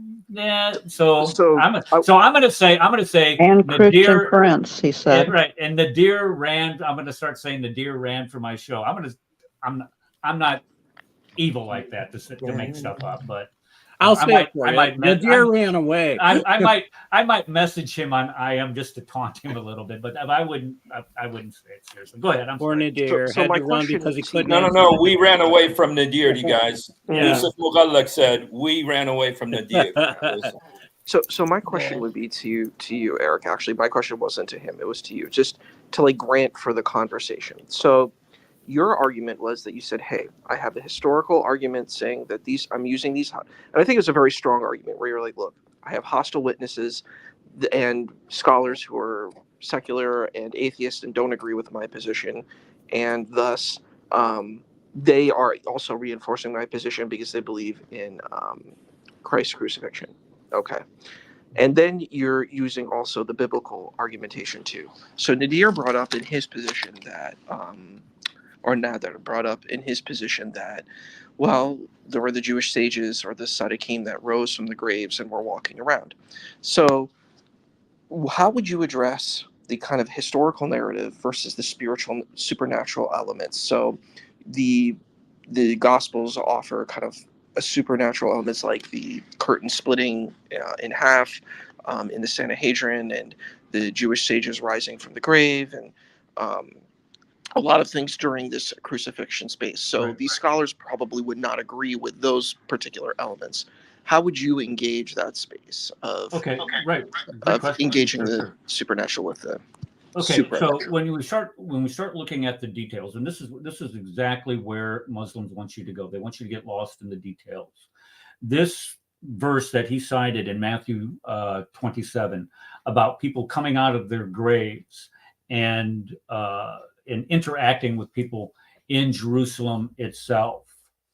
I would say that is historical. That is a historical event. It's if I believe that the Bible is divinely inspired and it inspired Matthew to write that, I'm going to believe that. But it also says that they ascended to heaven after that, and this is completely consistent with what the gospel message is. What Jesus Christ did on that cross gives us the ability to from decaying in the grave to spending eternity with God. So I don't think that there's any historical evidence for that, but just because there's no historical evidence for that doesn't mean it occurred. Just like Nadir said, 99% of the history is not recorded. We don't have evidence for it. But also, this is kind of a red herring that he's trying to throw out there, and I tried to throw in there the assassination of JFK as a great example of that. Nobody disagrees that JFK was assassinated. I mean, that is a historical fact. The details of his assassination, the people who knew about it, how many gunmen there were, those facts are in dispute, or people have discussions about them. They disagree on them. But the fact that he was assassinated is the crucifixion. Jesus was crucified. Now, nobody's going to deny JFK wasn't assassinated, just as no historian, no serious historian would say that. And I have searched, I've Googled, I've DuckDuckGo'd, I've done AI, Chat, GGP, or whatever. I have been looking for any theological historical source that is past peer review and is published in a journal that Jesus Christ did not die on a cross. And I've been doing it for years, and I have found no one who has gone through the peer review process that has been able to make that claim that Jesus did not die on the cross. They'll deny the resurrection, but they do not deny that he died on the cross. Well, that's just evidence to the Muslims that it's true. No, seriously, let's take a look at this first of all. What did Nadir accomplish? Nadir accomplished his mission. What was his whole debate? It wasn't a debate. It was just an opportunity for him to publicly slander and blaspheme against our Lord and Savior Jesus Christ. That's all he did. Zombies and clearly false prophets, and it's from the devil. This is from the Because Satan. because we believe in quacky wacky stuff, Exactly. like he Exactly. said. That's all this thing was to do, was slander him. Now, I did want to address my point that I tried to bring up to him, but I kind of butchered it. But basically, it's this: his argument against the against the crucifixion was that it caused Jews to suffer for 2,000 years, including the Holocaust, because it was falsely accused, according to him, that created deicide. Right? Okay. Well, if that premise is true, then that shows Allah is a cruel God, because he allowed his people to suffer. That was my argument. For over 2,000 years. But if they did crucify him and and God is a just God, then yes, wouldn't it follow that would be proof of the crucifixion? If in fact that is his argument, do you see what I'm saying? So he's on a horn of a dilemma. Either way he goes, he gets poked in the butt by the horn. But no, dude, this is painful. Hey, Rad, you actually surprised me with that. I want to compliment you. You did a good job with that. Oh, thank you. Well, I surprise myself sometimes. It happens, but no. But seriously, I mean, all he wanted to do was just blaspheme, and that was it. And he accomplished his mission. He added to his woe and sorrow and torture. But I'm sorry, I'm out. I gotta go. So. All right, Rad. See you, brother. You know, if you just scratch the surface of what Nadir is saying, I mean, you don't have to go very deep for his arguments to fall apart, because I'm not moderator anymore, so I don't have to be. But like the Quran says that Allah's the one who determines the destiny. Allah's the one who determines, how long you're going to live. Allah determines everything before you're even born. Everything is predestined. And so Allah, according to the Quran, destined Hitler. Allah destined every single thing that happened in the Holocaust. All you got to do is just scratch a few inches, this thing falls apart, and Nadir, with his arguments about, you're all Nazis and everything like that, he's going against what his own book says. Well, he like I said, I was telling you before the debate, he called me a Nazi when we were just going back and forth during the week, trying to iron out some of the details. And this is why when he came in here and pretended like he didn't know what the show format was, I was like, are you really going to be that dishonest? I can screenshot it and show it for you. But he sent me this, and I sent this to you, Steve. Okay. This is a brochure that he wanted me to look at that deals with, because he says that he trains or works with protesters in college protesters in Florida. And then he said, and then he sent me this brochure. And of course, he throws out the Nazi epithet. But one of the things that it is mentioned in here, it talks about how, I tell you what, I'm just going to save this for next week, because this is going to be next week's show. It's it's scary what they're trying to teach our college kids. It really is. So can I ask a question about the crucifixion? Let's go. Okay, Who's so talking? Wisdom Ahmadiyya. Yeah, there you go. Yes. So my question is regarding the crucifixion. Yes. We as Muslims of Ahmadiyya Jamaat, we say that Jesus was put on the cross and that he survived the crucifixion. So what we say is that he fainted upon the cross, and then he was taken to the tomb, and he survived, because in the gospel it says that there was 100 pounds worth of myrrh and aloe that was taken into the 75, but yeah. So then after that he was rescued by the disciples, as there's in the gospel it says that Thomas could touch his wounds. And then what we say is that he then traveled towards the east to go and administer to the lost tribes of Israel. Could And, I ask you a question? Wisdom about that? Yeah, sure. Yeah. I want to ask you, now in the Quran, it says they did not kill him and did not crucify him. Yes. But you're saying they did crucify him. Yeah, so what that means is neither did they kill him. The Jews say that they killed him, right? But they Meaning said that- but it says in the verse I they know. did not crucify him either. Yes. Now, yes. so you're saying they did crucify him. I have an answer for this. No, it's meaning that they did not crucify him, meaning that the whole completion of crucifixion didn't happen. That he Are didn't you die. On the cross. Muslim? Yes, I'm Ahmadiyya Muslim. So we believe that Ahmadiyya Jesus. Muslim, okay. Yeah. So we believe Jesus died a natural death in Kashmir. But do Shrine you Rose believe that he was crucified? So is the Quran wrong when it says they didn't crucify him? Yeah, that's what I'm saying. So he was put on the cross, but he didn't die upon the cross. Okay, but that means they crucified. If he survived, that's one thing. But what you're saying is they did crucify him. The Quran says they did not crucify him. Okay, can I? Yes, they didn't crucify him. But you're Can I saying answer they this did one? crucify him, meaning the Quran is wrong. No, I'm saying that the whole completion of death upon the But cross. that's not what the Quran says. It says they Okay. didn't crucify him. They And didn't put the nails in his hands. I agree with that. That's what the No, Quran says. but Hey, let me that's what I'm saying. answer. This is my interpretation. Can I answer your question? This is an Ahmadiyya interpretation, though. Okay, Yeah, I know it is, let me but answer. it's still. Let me answer the question. And I agree 100% with you, Steve, that is a misinterpretation of what the verse says. Because I honestly believe this says that if you were going to crucify somebody, that doesn't necessarily, that's going through the process. That's not, and that is assuming that a crucifixion is done until completion, because there's no record of anybody, with the exception of 3 people, surviving a crucifixion in Roman history. And the only reason why those 3 people, and one of them died, they were taken off the cross before, early, because they were friends of Josephus. Yes. And 2 of them received the best care possible in order to survive. So that let's just make sure we understand that historical point. Nobody survives the crucifixion.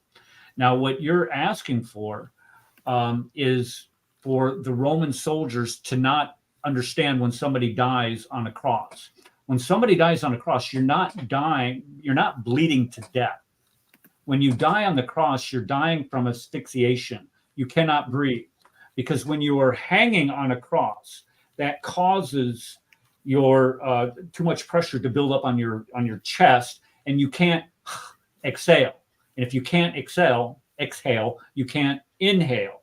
So in order to get that pressure off, you have to push up with your feet. Where your feet are nailed to the cross, you have to push up, and that will relieve the pressure, and then you can exhale and inhale. If somebody is hanging on a cross for 15, 20 minutes and not pushing up, that person's dead. You are not that, that person's dead. The Romans would know that person is dead. The second thing about this is that the Bible describes the Roman soldiers running a spear through the heart of Jesus. Nobody swoons when they have a spear run through your heart. You die, you bleed out. And it talks about blood and water coming out of Jesus once that happens. The third problem with this is that somebody who knew Jesus, Joseph of Arimathea, Nicodemus, are recorded in the Gospels of taking Jesus down from the cross and preparing him for burial. They would know if Jesus was dead. They would not have taken Jesus and put him in a tomb if he had not been dead. So this idea that he swooned is not, number one, historical, but number two, is not even plausible. When we think of things that are possible and plausible, there's no way that this is even possible, let alone plausible, knowing the Roman application of crucifixion as a form of torture and death. That's not going to happen. The Gospels record both of those people next to Jesus, their legs were broken. The reason why they broke their legs is because if you break your legs, you can't push up, and they knew that they would suffocate. Jesus was not moving. He was already dead. These two, they broke their legs, waited for them to suffocate, and then they took him off the cross. So this idea that he swooned does not pass the method of number one, the historical method, but even what we know about crucifixion itself. You know, Eric, I'm sorry for talking so much. It's just that Zakir Naik talks the same thing that our friend is there, and I'm really glad there's an Ahmadi here, because I've always wanted to ask Zakir Naik, because the Quran is very clear. They did not crucify him. And what they're saying is they did crucify him, but they didn't kill him, you know, and so because he didn't die. I mean, but they did crucify him, but they didn't kill him, because that's what the Ahmadis say. They crucified him and he survived. Well, then that means the Quran is wrong, because the Quran said they did not crucify him. And our friend here is saying when it says they did not crucify him, that means they didn't crucify him to the point of him dying. But that's not what the Quran says. It separates they did not crucify him from they did not kill him. Okay, but the Quran is clear. They didn't do either. They didn't crucify him and they didn't kill him. But he's saying they did crucify him, but they didn't kill him. And so, the Quran is wrong according to the Ahmadi belief, which Zakir Naik pushes to. Okay, so Zakir Naik is not Ahmadi, and he doesn't hold the same viewpoints that we hold. So according to... But you hold that position though, right? Yes. So let me tell you. Okay, so the Quran's wrong. No, you're not understanding. When the Quran says, neither did they kill him. No, not kill him. Crucify him. I know. The Quran says, neither did they kill him. Allah speaks to the Jews. And then it says, neither did they crucify him. Now the crucifixion interpretation... They did crucify him though, right? No, but listen, I'm saying. The crucifixion definition according to the NIH... I can show you the verse. You're wrong. And tafsir. You're contradicting yourself. The Quran says they did not crucify him. Yes, I'm bringing it up. They didn't kill him. I'm bringing it up. Let me give interpretation of it. So it says... your interpretation, but the Quran is plain. No, they did not crucify him. You say they did crucify him. Okay, crucifixion may be defined as a method of execution by which a person is hanged, usually by the arms from a cross or similar structure. Okay, yeah. But could you please read the verse here, because you've been yapping and yapping. Yes. So it says, and they did not kill him, nor did they crucify him. So when I'm saying that so what does that mean? You're saying they did crucify him. You see that, which I'm glad, but the problem is you are disagreeing with the Quran, because the Quran says they did not crucify him. They put him on the cross, but he didn't die. That's crucifixion. You say they did not crucify him.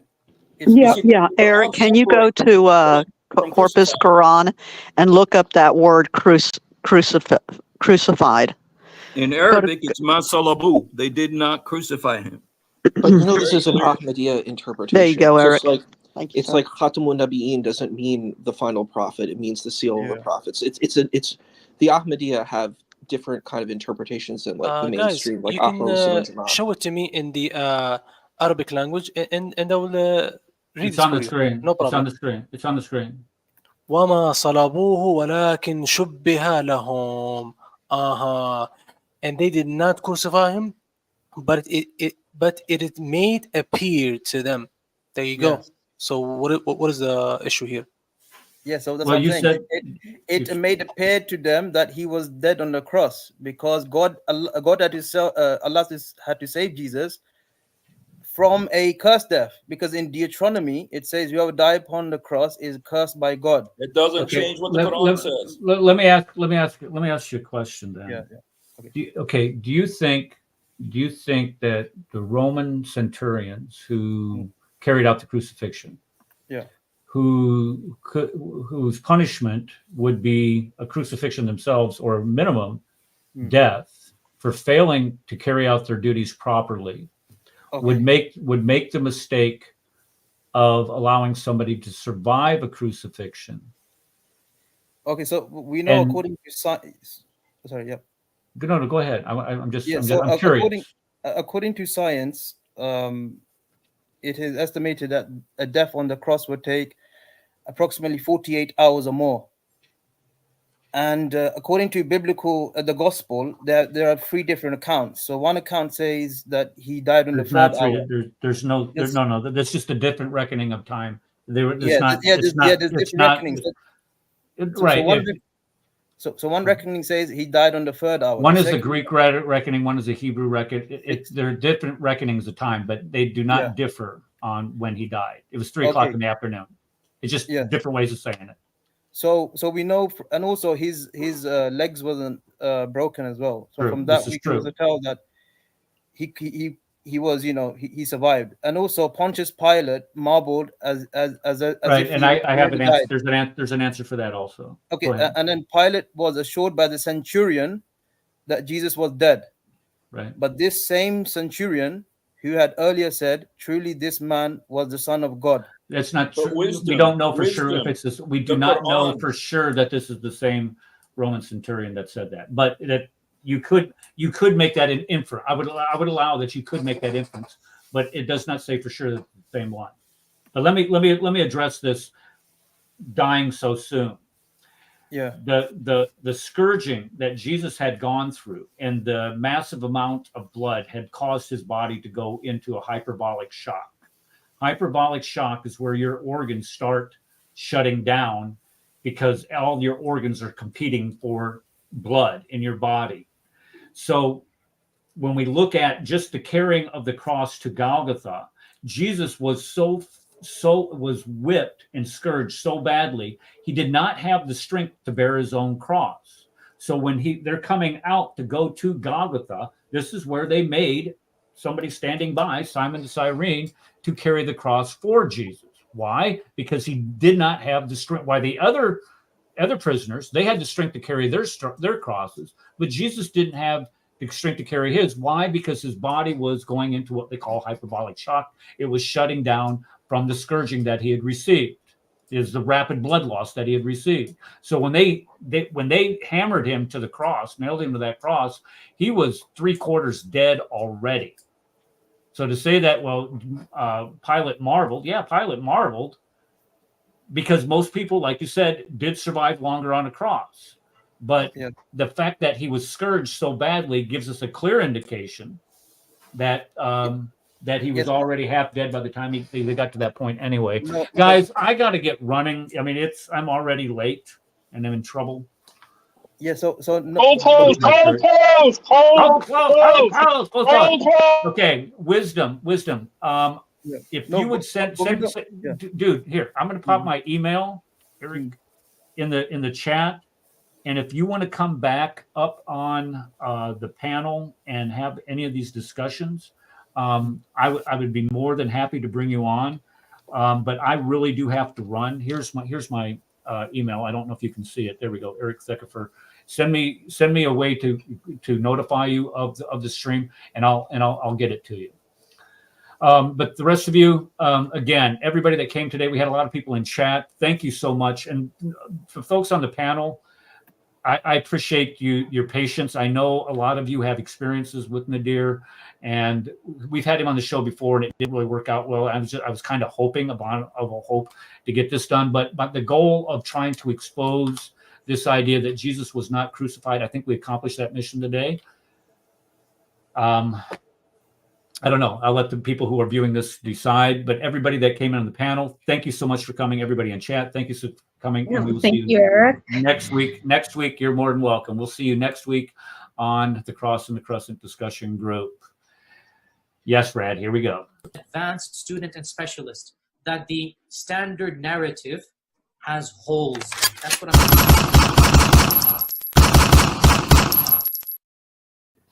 that the Muslims were rioting against one another. And as much as we don't want to face the fact, the Muslims were lying sometimes. They were fabricating, they were embellishing, and that might be hard to accept, but that is a reality.